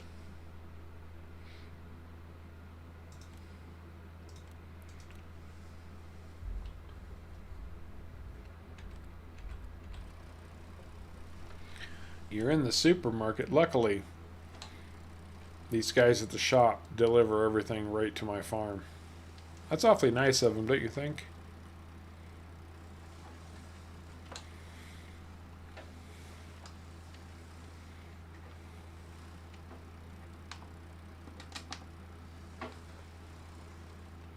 This was another reason that I wanted to try this map out, was because I've not done seasons and precision farming together, and I can't imagine it being too terribly different, except without seasons you scan about after every third harvest is a good rule of thumb.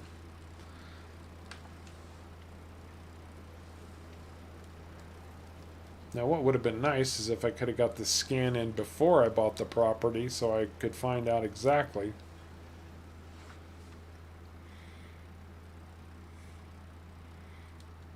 how much, how crappy the soil is up here in Canada.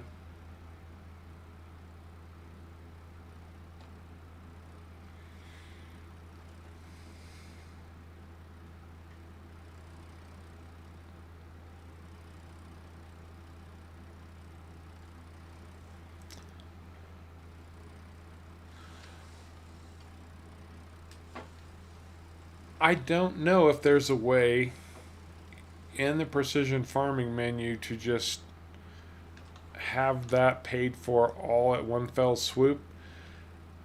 I do know these field scanners make life much, much simpler, and I would never do the soil sampling. Not a chance. It's far too tedious and time consuming. But if I can turn on a field scanner and run my field and find out exactly what's on it, then yeah, that's fine.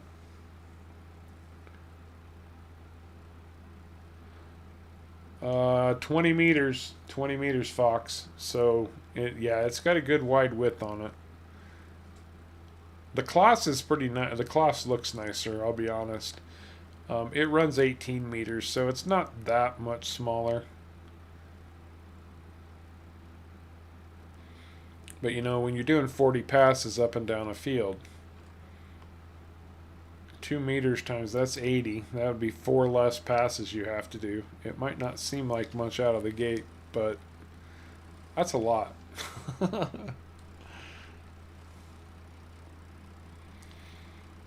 am interested to see exactly what kind of soil we've got here.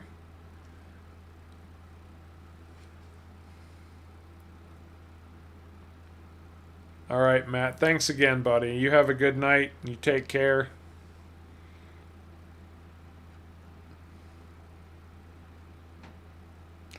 Too Cool grew up next to a sorghum field and called it maize. Well, maize was the old Indian word for corn. So I'm not sure that sorghum and maize are technically the same thing. Dude, yeah, you go get your rest and get better, man. Rest up.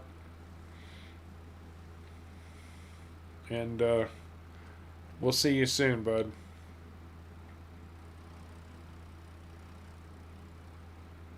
Yeah, exactly. Exactly, Brazen Bull. We tried that as well, or I tried that also, and I was like, there has got to be a better way.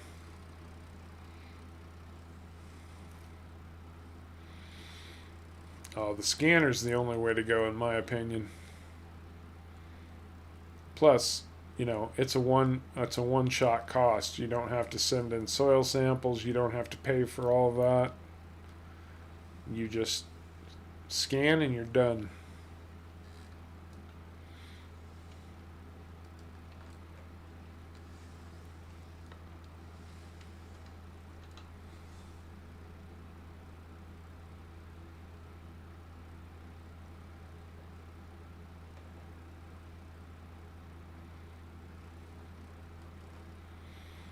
Do do do do do do do do.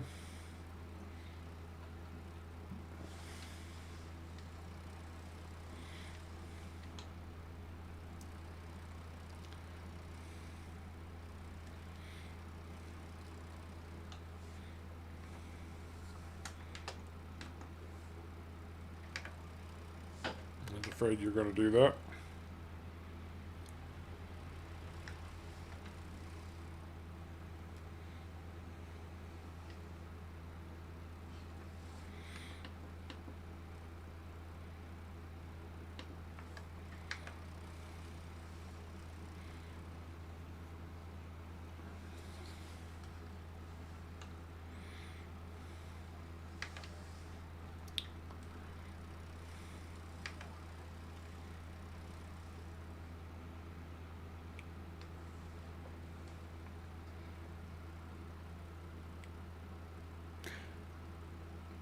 And actually, too cool, there is an interesting factoid about Texas and sorghum in particular. So, I'm sure you've all heard of the Dust Bowl. If you grew up in the United States, at least you've heard of the Dust Bowl and the Dust Bowl era and everything that happened. And that area actually still to this day struggles with drought, having enough water to farm, that kind of those kind of issues. One of the things that they're doing to combat that is planting sorghum, because sorghum is similar to corn. It's not the same as corn, but it's similar to corn, and it is more drought resistant. Come on. It requires a lot less water. And when you're living in a place where water is a big deal, um, crops that take less, they're actually doing studies now on crops to see what crops flourish using salt water.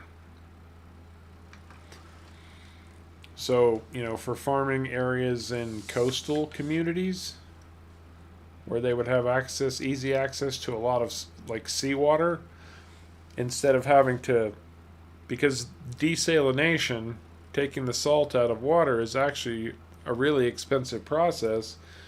If you could just pump water out of the ocean and put it on your crops, that solves a lot of problems. So that is a big deal in a lot of places, and they're doing a lot of studies to see what crops will do best with salt water for that very reason. Water is becoming a big, and I'm not going to get on some greenhouse whatever bandwagon here. I'm not going to do that, but water is becoming a real concern on our planet, ladies and gentlemen. Believe it.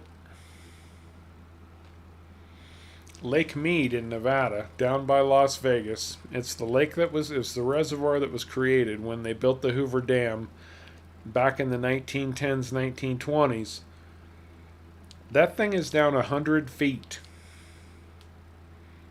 100 feet. And that's not because of the recent drought that's been hitting California and Nevada. That has been dropping since the 1990s. And even in a good water year, it would be down 100 feet, because the communities that are south of it that utilize that water are using it faster than Mother Nature can fill it back up again.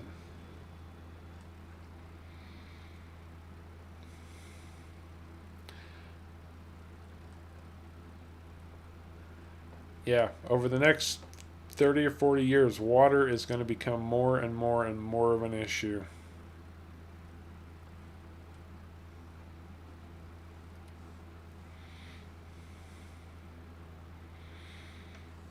So, if you're going to take a shower, make sure you're taking it with somebody else. This public service announcement has been brought to you by Harv's World. Harv's World, where farming sim is the name of the game. Maybe I should just become a public service announcer.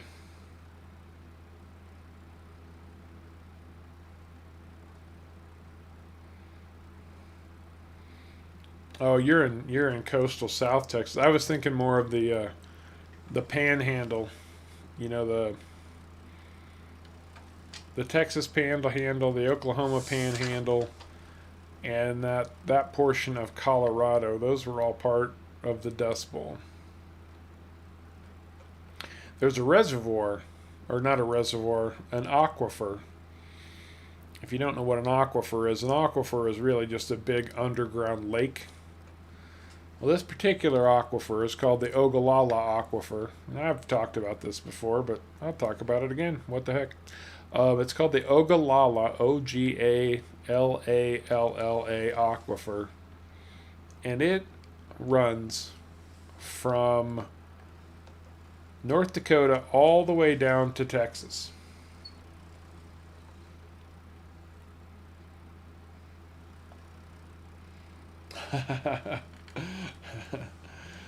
Well, thank you, Warnock.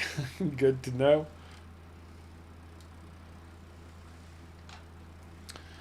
Um, well, for better or for worse, Harv showers alone. That just means I take half as many showers as most people. I'm doing my part. I only shower like twice a week. No, that's not true. um, yeah. If Harv were showering with somebody, do you honestly think he'd be here on a Friday night? No. I'm just being a smart aleck. Anyway, the Ogallala Aquifer. So what happened after the Dust Bowl is, and they obviously didn't have pumping equipment and things like that to draw water up out of the earth at that time. Well, since then, of course, that equipment has been developed, and they are pumping water out of that aquifer at an astronomical rate. And it's actually, there are concerns that they could pull enough water out of that certain portions of the land above it could begin collapsing.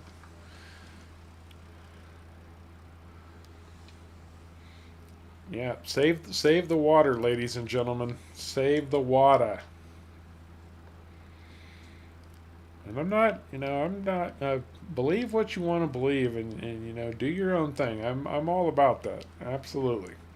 I'm not a big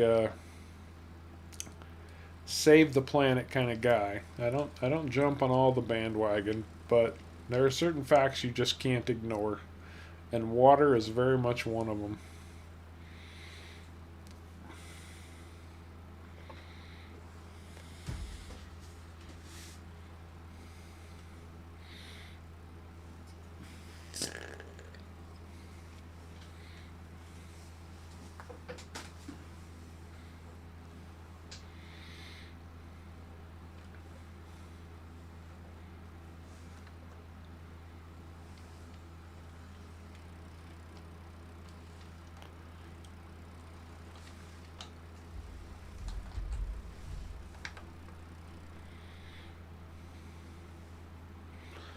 You know what I want to see real quick? I want to see what kind of land.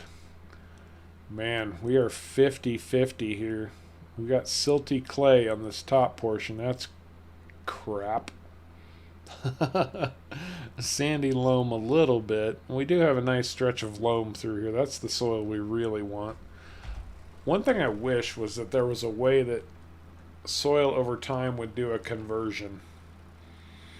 If you work it long enough and add the right stuff to it.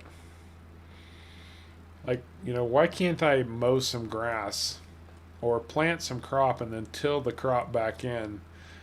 And that would start to help that soil instead of just fertilizing and actually changing the composition of it.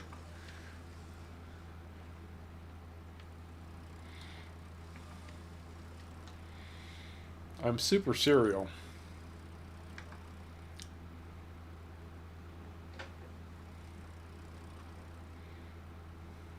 Oh, and you know what, Kevin? Somebody actually commented today on the Chellington video, and they said the comment was, um, maybe Kevin and Karen are the same person. I couldn't help but get a chuckle out of that. We've had that conversation, and it's still hilarious.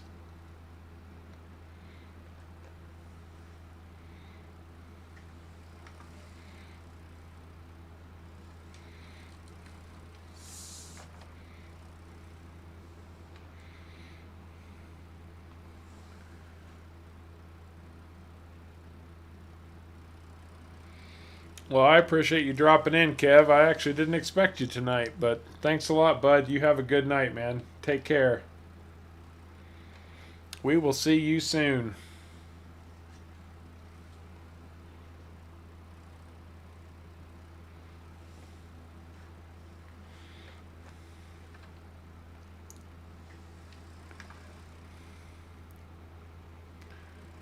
All right, let's do it. I mean, we know a little bit about FS22 at this point.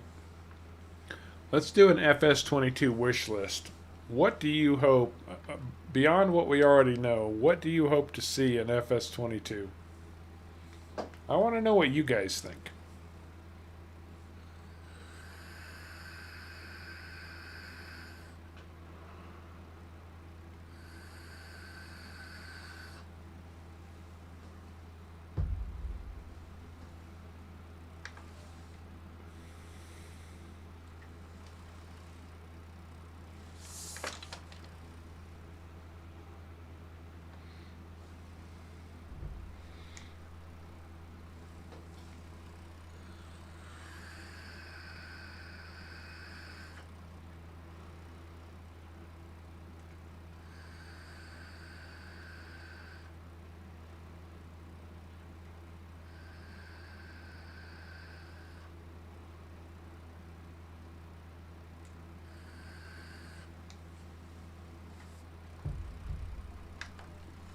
Well, hello, Mervin. How are you, man? Appreciate you dropping in. Thanks for joining us.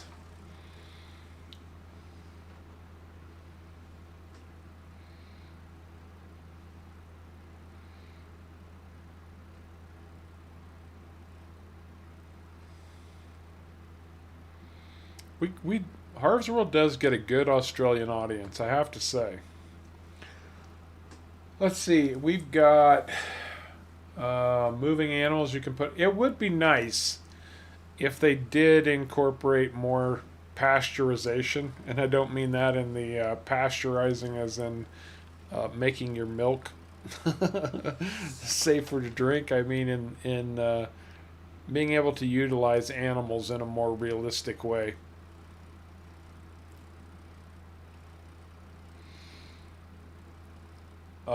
Warnock, I actually almost think that's one that is coming in. I honestly think that being able to, there's going to be a lot better landscape and placeable options in FS22. That one we know for sure. As to moving placeables specifically, I can't say for sure, but I kind of get the feeling that's probably a big thing on people's minds, and I wouldn't be surprised if that's not coming. Oh, good to hear that, Mervin. Very good to hear that.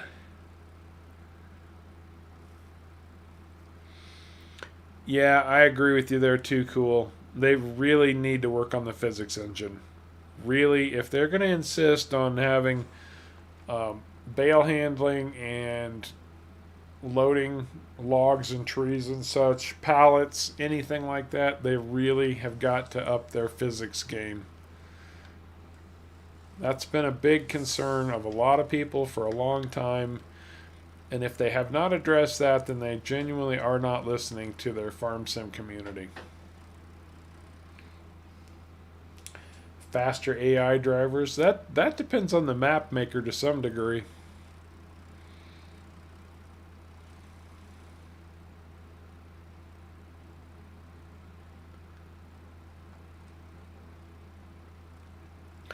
Well, they focused on the animal models. The models that we've seen for animals look really, really good. But their behaviors, how they interact with the environment, and I was talking to somebody about this just recently because honestly, I'm a city boy and now I have a job helping the agriculture industry. So I'm trying to learn more about real life farming practices while I learn my job.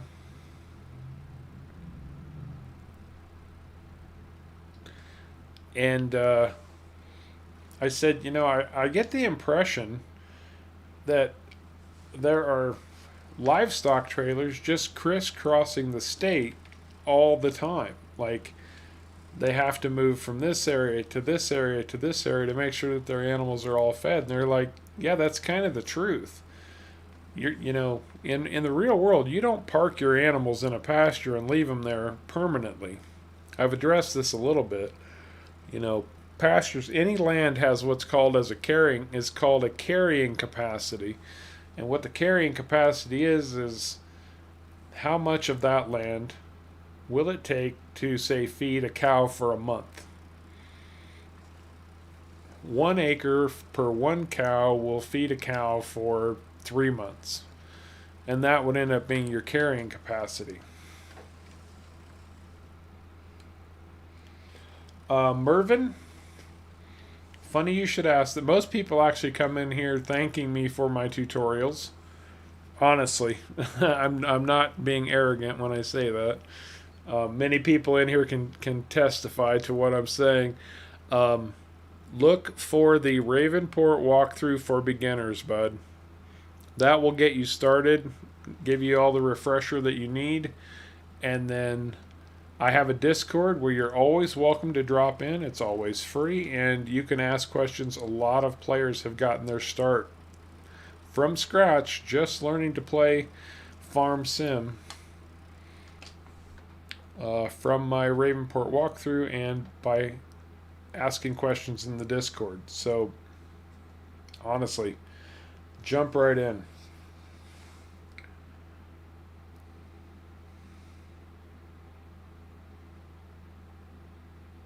I agree with you on that too, Red Fox.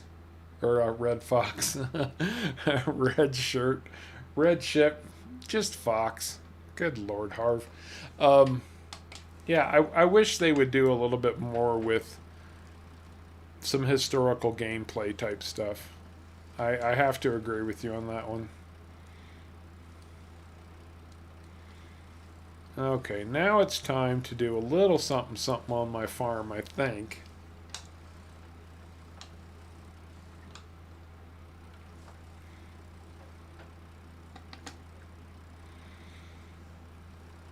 So, time to check out some placeable action. Is that going to be under miscellaneous? Yes, yes it is.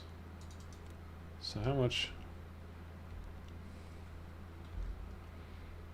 Oh, that'll work.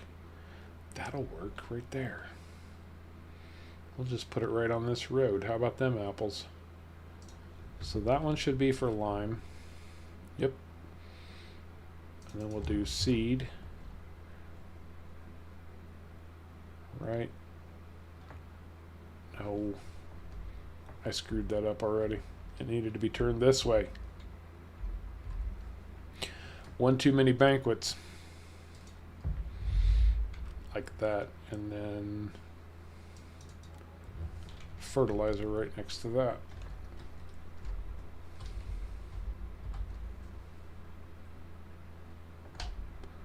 Right about there. This is not the optimal placement, these might actually get moved in the future.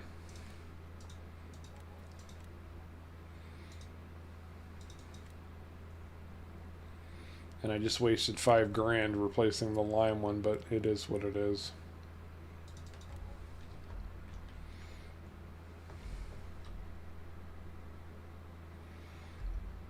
See you in a minute, Too Cool. Kick them once for me. They probably deserve it. Okay, so now we've got our lime seed and fertilizer. And I need... What did we decide we were going to place? Yeah, right, Warnock. Perfect example right there. Absolutely.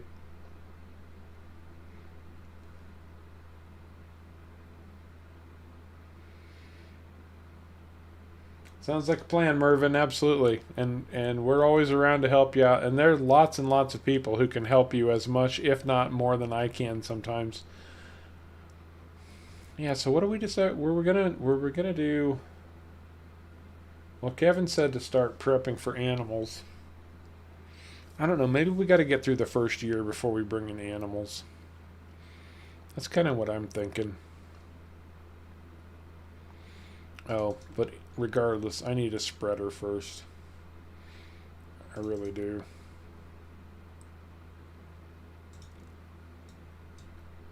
Because I need to put lime on this field before I do anything.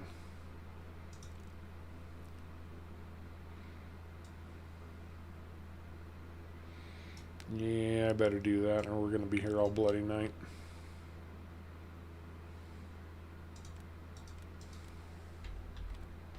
Well, hi, Emily. How are you? Good to have you in the stream with us. Thank you for dropping in.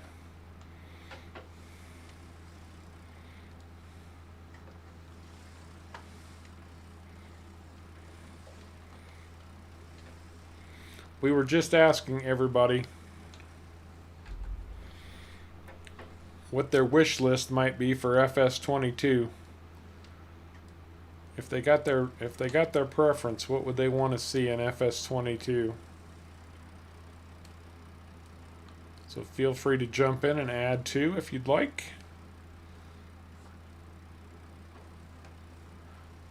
But we always have free conversation. No obligation.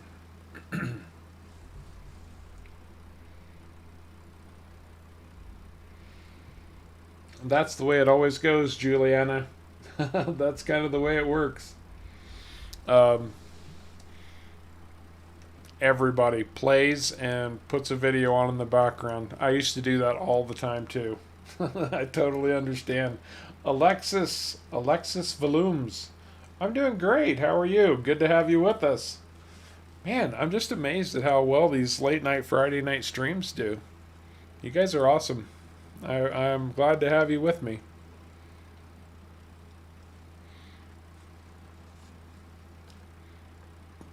I'll let you guys in on a little bit of a secret. Part of the reason that I've started doing the Friday night, and I'm not going to say this is going to be an every Friday kind of thing. I'm not putting it on my regular schedule. These are very impromptu. But you know, I sit around my apartment and I've worked on stuff all day. Either been at work or worked on farm sim videos or whatever. And I'm sitting here and I'm kind of bored, and I'm in a new place where I don't really know anybody yet. So then I start to get a little bit lonely, if I'm completely honest. And I'm like, you know, just jump on and chat with some folks. So honestly, you guys are helping me out. You know, you're in a place where you don't really know anybody yet. There's not much to do on a Friday night, and I can only keep my own company for so long. I'm sure you know what I mean. Well, what I mean, as my voice breaks like a teenager. Anyway, I have to be honest with you, Steven. I'm not a sports guy.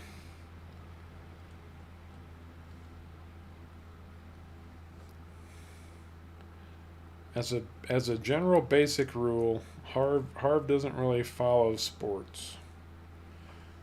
So if you ask me sports questions, I'll kind of be the guy who smiles and nods and sort of acts like he knows what you're talking about, but doesn't really. I hope that's not terribly rude or anything. Just I never really got into sports. I'd say I used to be a night owl, but now I have to get up at 5 a.m. to go to work every day. So I'm usually in bed by, gosh, literally, I'm usually in bed by about 9 p.m.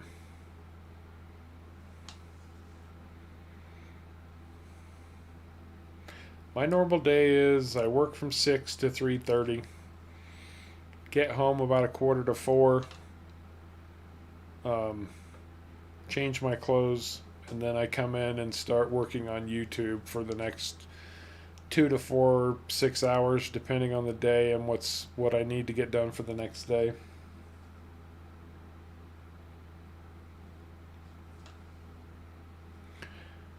I understand that, Steven. If I had to pick a sport that I would follow, it's most likely American football. See how I did that? I actually remember to say American football. Because football outside of the USA means something completely different. And thanks for that reminder, Warnock. Appreciate that. Got a good Friday night crew. Maybe it's the new map, Red River.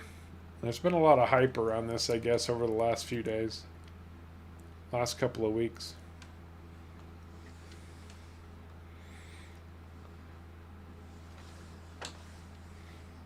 That was a little bit too much of a turn. I don't disagree, Warnock. I kind of do online better than anywhere else. A lot of people ask me, why aren't you on camera? Like I just I'm a behind the scene or behind the camera kind of guy. I'd be more like a radio guy than a TV announcer.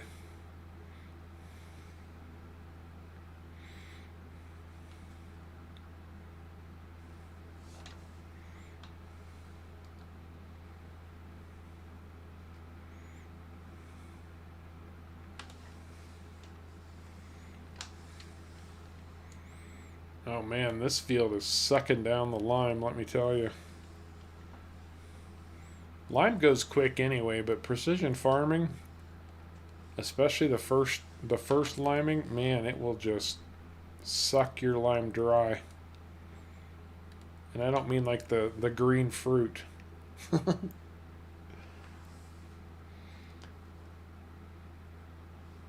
Tanel Morazov. Well, greetings from the USA. Greetings from Estonia. Wow, that's outstanding.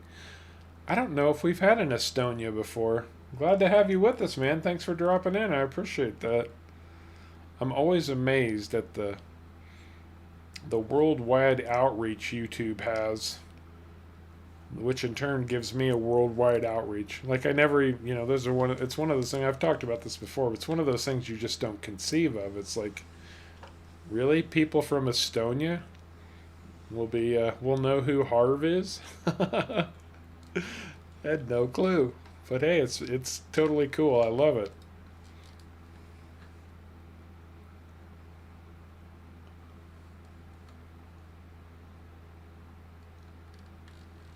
Oh, that's cool, Warnock. You actually used to drive by some of the landmarks on the map, the water tower in particular. That's pretty cool.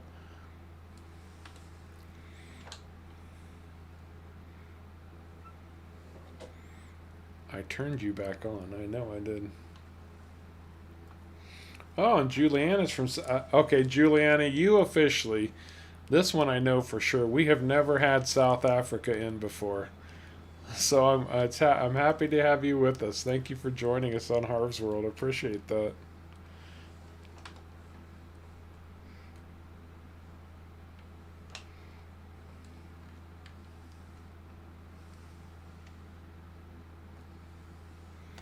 Yeah, that's a good point too, Stephen. Usually a small amount though. It's not that much, and I think you can scale that how you'd like, but still.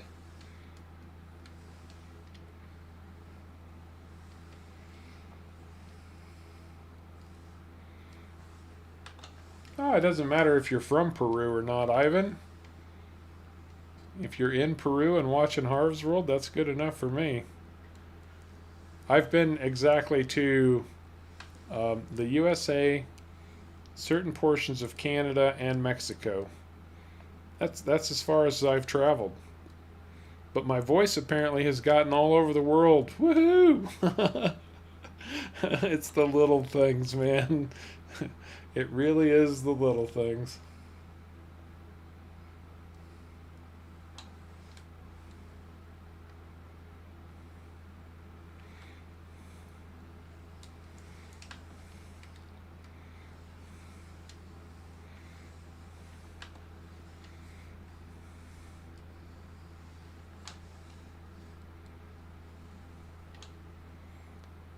Yeah, I know I'm not being terribly efficient with this lime, even though it's sucking the crap out of it.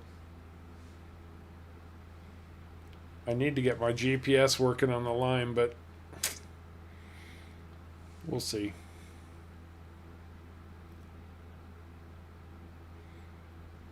Oh, you were raised in the U.S., Ivan. Very cool. Well, I'm not famous. It is kind of funny. I mean,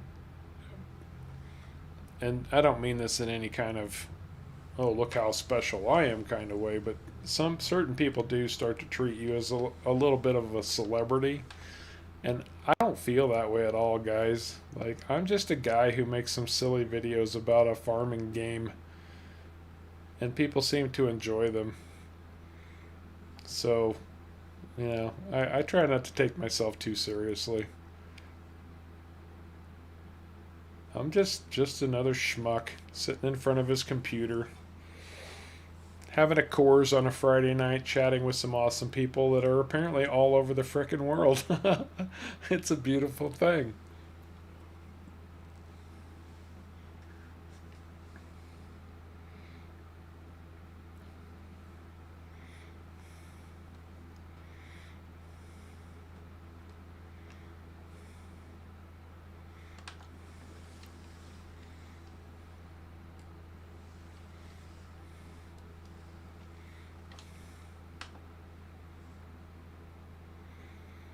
That reminds me of Billy Joel in The Princess Bride. He's not completely dead. He's only mostly dead. And only mostly dead means he's still partly alive.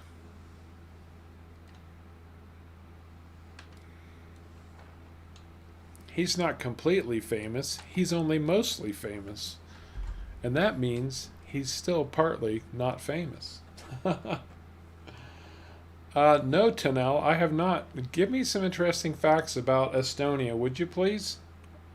I love to learn about these different cultures and different nations, so share with us something about your country, man. Anybody out there, you guys who are from Peru and South Africa, tell us the good facts. Newall, I'm glad you stopped in, man. I was thinking about you today, actually. I was like, man, I haven't seen Newall in a while.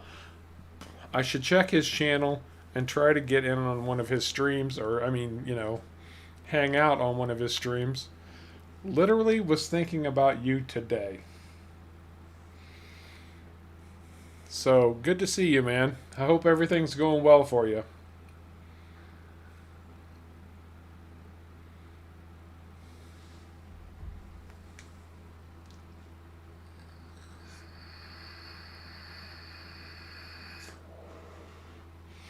For those of you who don't know, Newall is actually way more famous than I am. Because one of the preeminent map makers for FS19, Kaz64, actually named a few sale points after Newall. So take that for what you will.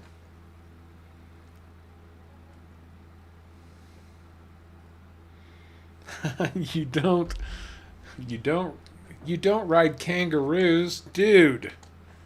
Seriously? Oh, I'm so disappointed in Australia now. I'd have sworn you guys rode kangaroos. And I've never even heard of a drop bear.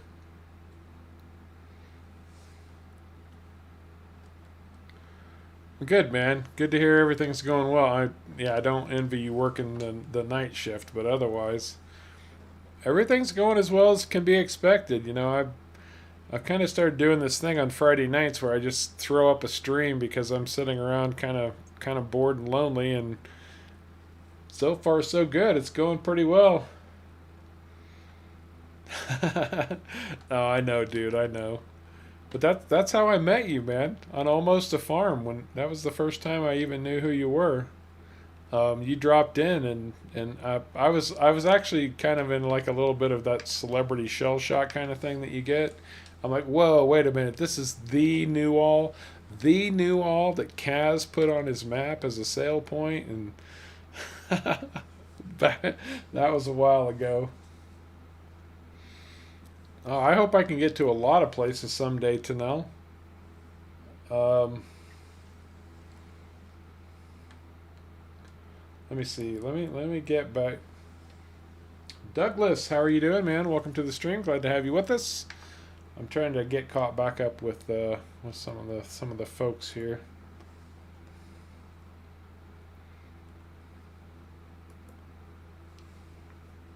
Oh, nice, Newell. Outstanding.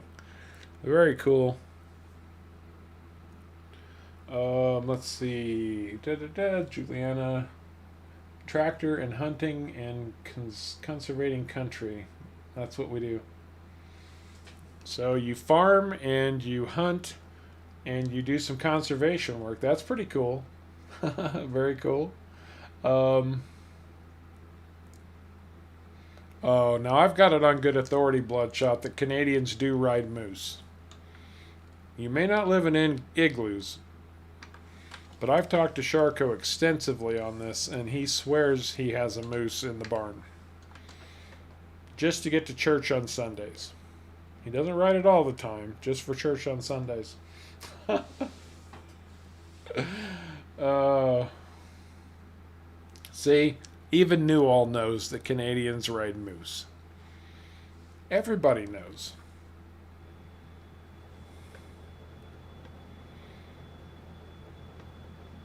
And half of you are named after Dudley Do-Right.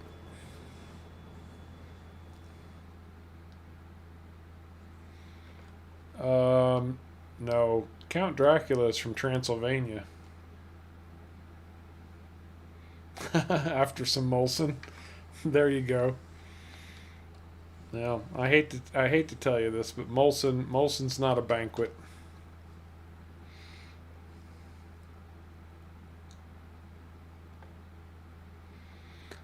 Luckily, lime is cheap. I'm probably going to go through about 4 of these. That's seven.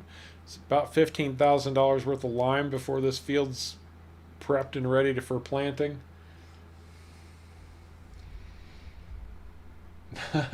Newell, wake up, drink some maple syrup, pound a few Molsons, and saddle up your moose, eh? Good day, eh? Go get my moose ready for a trip, eh? Oh, that's okay. The whole world makes fun of people from the U.S., and anybody who says otherwise is telling a tall tale. People love to pick on us. I don't believe the train is usable, unfortunately. Yeah, I was showing that off when we did our little map tour. The train that comes through is a real freight train. Like a good 30 cars or so. It's not like the little piddly trains you see on most maps.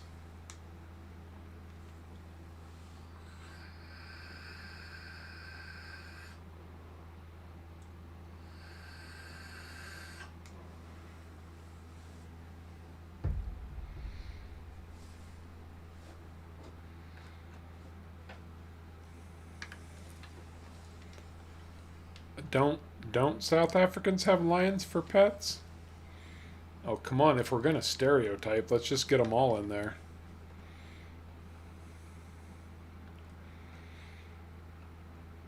I mean, aren't all Americans fat and lazy? Come on. Isn't that the world is not and I'm not like being a jerk about it. I mean, isn't that kind of the world view of Americans that we're all fat and lazy? I mean, I'll own the fat part. I'm a fat guy. I have been since I was about 3 years old. Not much I can do about my genetics, but lazy? No, I don't think so. I'd rather be thought to ride a moose all the day than to be fat and lazy, right?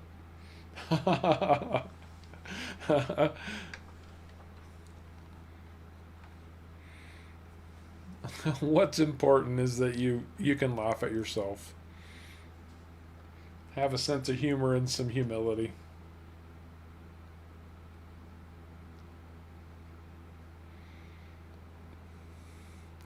I think the elephants are in India, New All actually.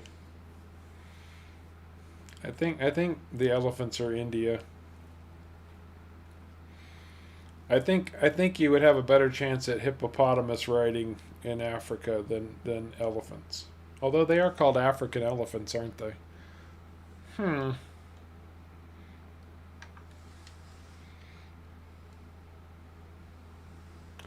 Tanel, if you're asking what country, I'm definitely from the USA. I grew up in Indiana. I lived in Idaho. I've lived in a lot of places all around the country. I lived in Idaho for about 15 years, and now I currently live and work in Nevada. Nevada, USA.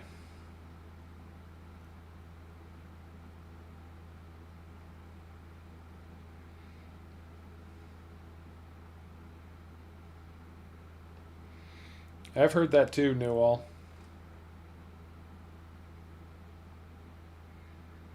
Oh, Warnock. Dude, I've hated people like you my whole life. Go away. Leave me alone. Those, you folks who have that amazing ability to put down 5,000 calories a day and still lose weight. I look at a freaking head of lettuce and I gain 5 pounds. I swear to God, lettuce, not even a cheeseburger, just a head of lettuce. Hey Dustin, how you doing, bud?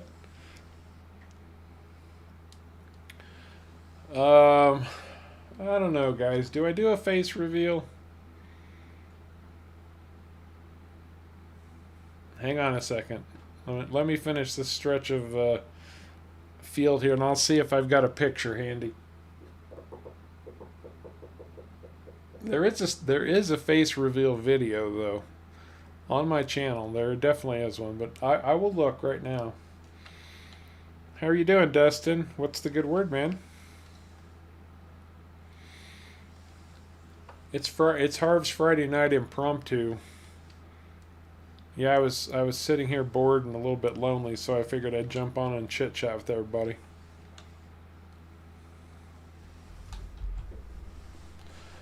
Um, Let me see. Holy crap, we've been on almost 3 hours. How did that happen? Nope, not that one. No, no, no, nope. Oh, nope. I'm working on it, guys.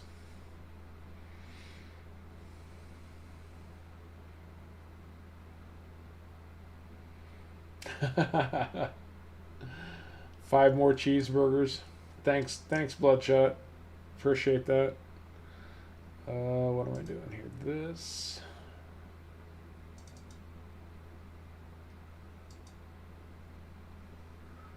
What's that called? 2017.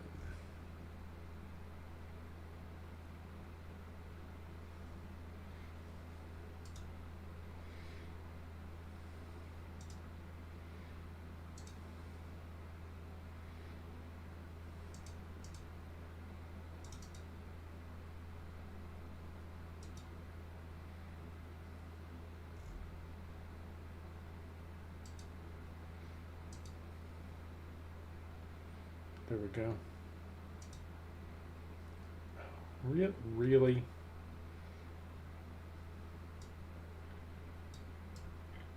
It has decided it wants to be difficult.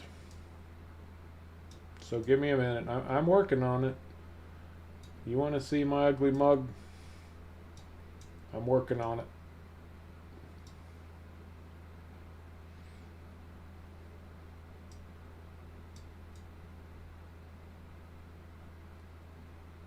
Yeah, that's good enough. All right.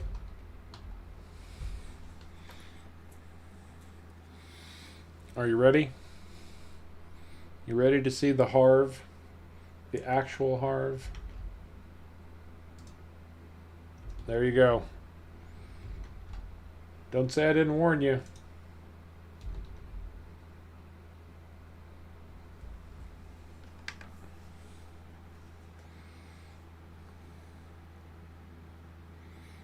And since I'm here by the lime fill point, I should probably go ahead and fill up.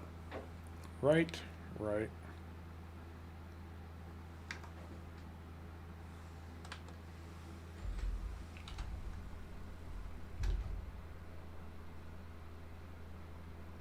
Well, it won't. Precision farming behaves quite a bit differently.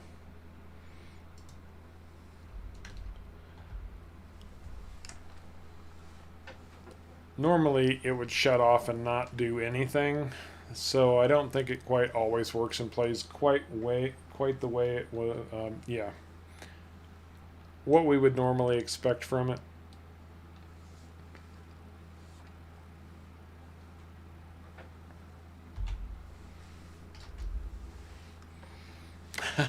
Dustin. Well, thank you, Newall. Thank you.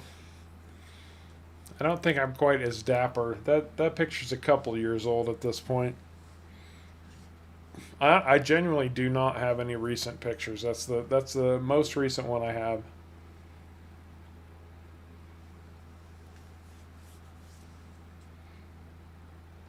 Well, thank you, Steven. I don't have the beard anymore either.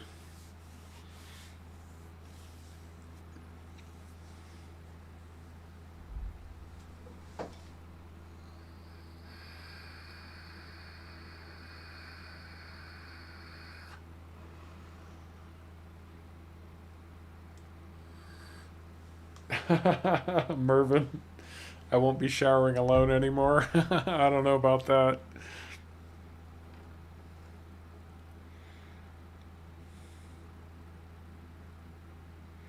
Come on, at least they can get the fields ready to plant. Let's go.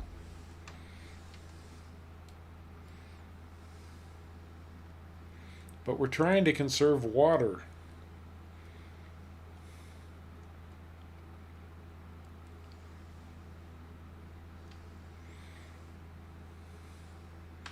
You know, these fields didn't really seem that big.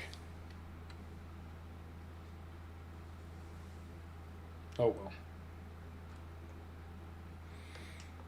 Oh, absolutely, Dustin. Absolutely. Everybody says I wish I could go back. I'm like, no way. The only way I would go back, if I could go back to, about 22, 23, that'd be fine. But I'm not giving up the knowledge, wisdom, and life experience that I've built up over time. You don't realize it when you're 22, but you're an idiot. I was an idiot at 22. Most people are idiots at 22. There's no benefit to being 22 when you go through life as an idiot, except to learn how to not be an idiot. So, no, I'm not going to give up the wisdom that I've gained over time. You do get better with age. Your body just tells you otherwise. Your mind says, dude, you're 22. Go out there and knock him dead. And your body says, dude, tell that brain to shut up. I just want to sit here and have another beer.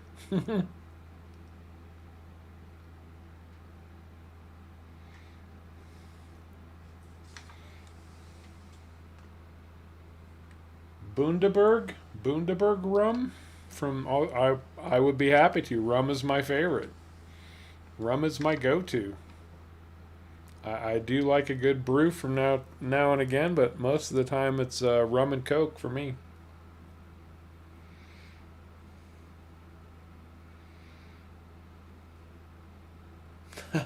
Just managed to grow a neck beard.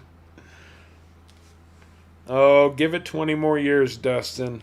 20 more years and then come back and talk to me.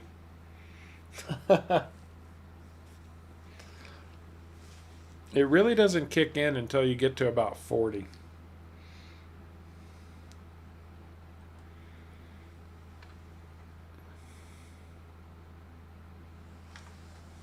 And I'm not even talking about looks. I'm just talking about, you get up from your chair to go to the bathroom and you your knees crack and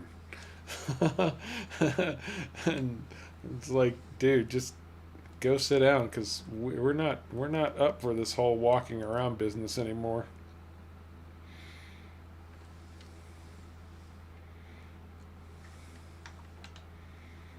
Your body takes on a mind of its own and says, your brain's stupid.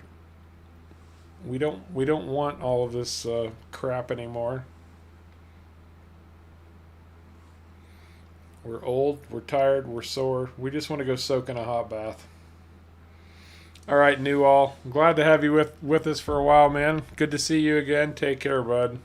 Have a good night.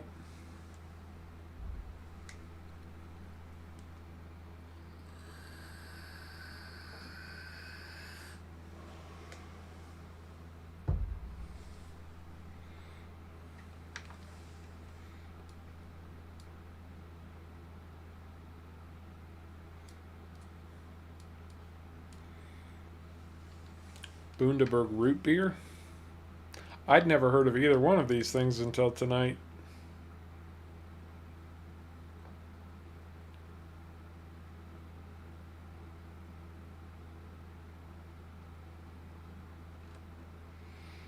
Rum and orange juice. I have never tried that before. Although to be fair, I'm not big on citrus mixed drinks. I don't like screwdrivers. Anything with citrus in it, I don't generally go for. So that's I wouldn't go for a Greyhound. But I'll try anything once. It's just not my go-to.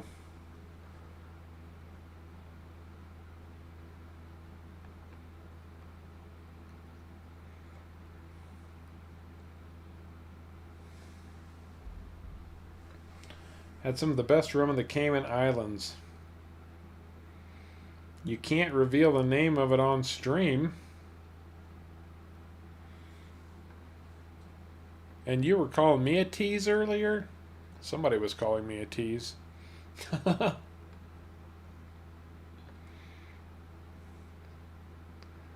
Wee.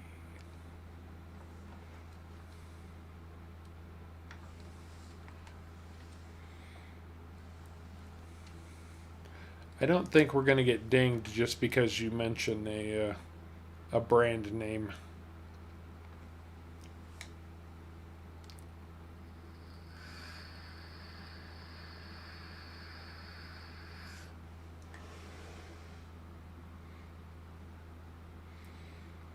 You don't know where Blue Fox is?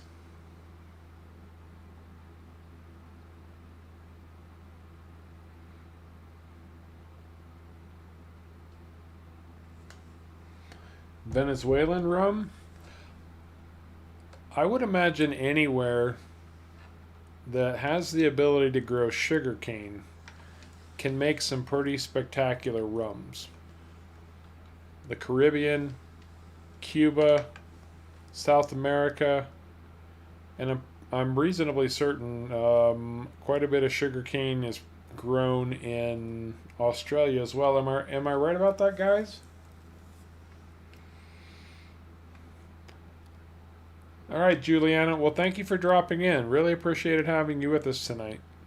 You take care. Thank you again.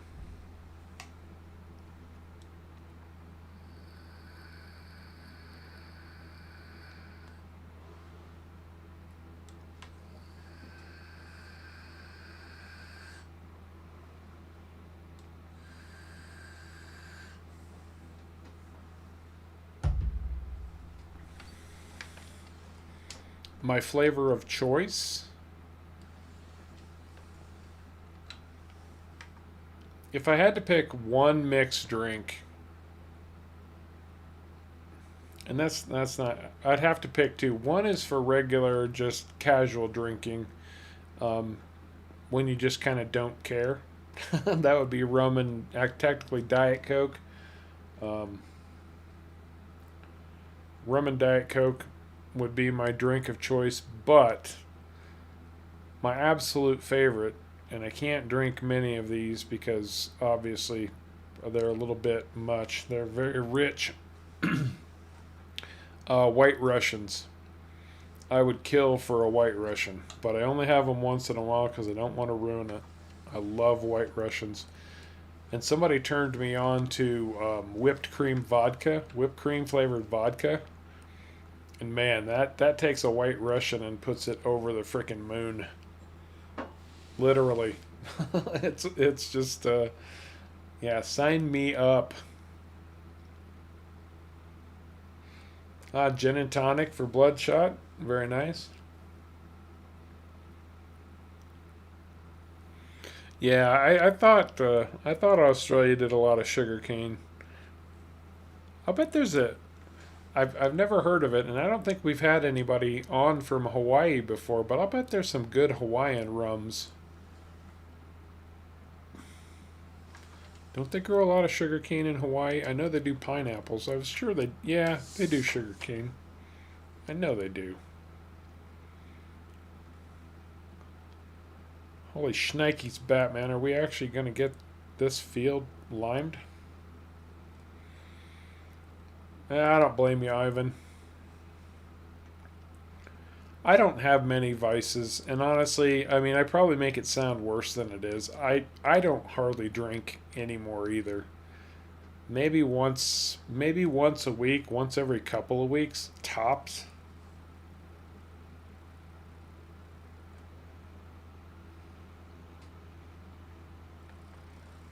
Whipped cream vodka jello shot? Oh, I can imagine. Too cool. And yes, Long Island iced teas. Yeah, just put me to bed.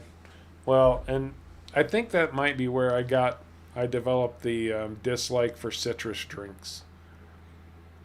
Because Long Island iced teas tend to be pretty citrusy. And that was a big thing back in the 80s.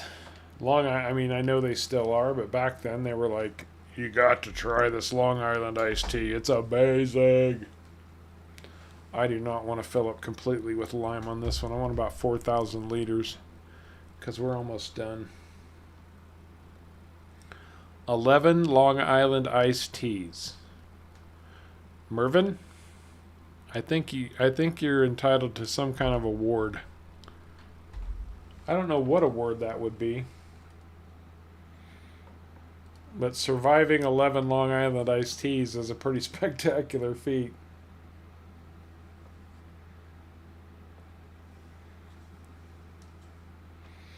Man, guys, where did the time go? And I'm not even exaggerating. I'm like, I looked over and I was like, really? 3 hours already?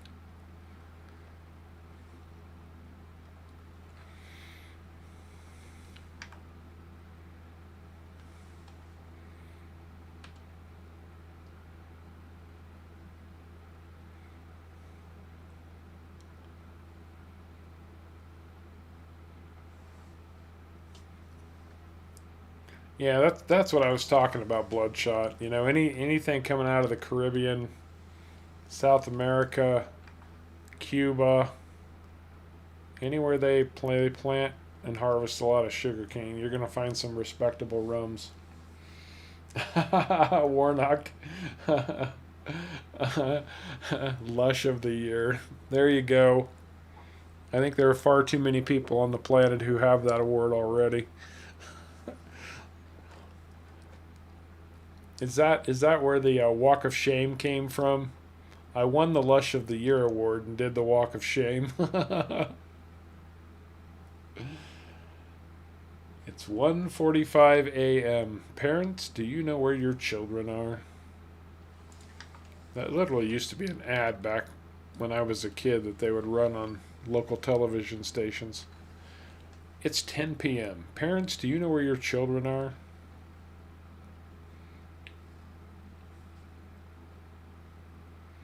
Hey, no problem, Warren. I'm not going to make your whole shift, brother. I got to tell you right now.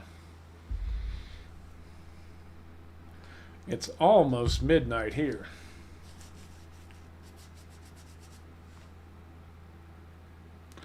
In fact, once I make sure that this lime is all done, we might just be calling it for the night. It's been a great stream, though. You guys have been awesome. It's been a lot of fun. A little more adult conversation. I mean, I try to keep the channel pretty freaking family friendly. Well, it looks like my fields are prepped and in good shape to plant on the third day of spring. Because this day is about wrapped up. Well, Stephen, when you're using precision farming, it looks, the lime spreaders behave a little bit differently. It's a little bit hard to describe, but if you're in an area that the map believes already has lime on it, it won't automatically spread, and the map will have considered that spot limed. So it just won't run the spreader. All that means is that the map is reading a little bit strange. So we are in good shape. The fields are prepped. They're all ready for seeding tomorrow, the final day of spring. I should be able to get my crops in the ground in time, even if they were a little bit late. I don't know. We're so far north. Winter could hit early and we could get totally screwed. I guess we'll have to see. Anyway, guys, it's almost midnight here. It's been a 3-hour stream. It's been fantastic. You guys have been awesome. Completely awesome. Great conversation tonight, guys. I really appreciate it. But I think that's going to do it for me. And I will. I don't know. I'm getting awfully convinced that this is the way to go. And actually, I need to save this. I have not saved since we started, so I better do that. Anyway, guys, yeah, I think that's going to do it. As always, I very much appreciate you coming along for the ride. And until next time, you all take care.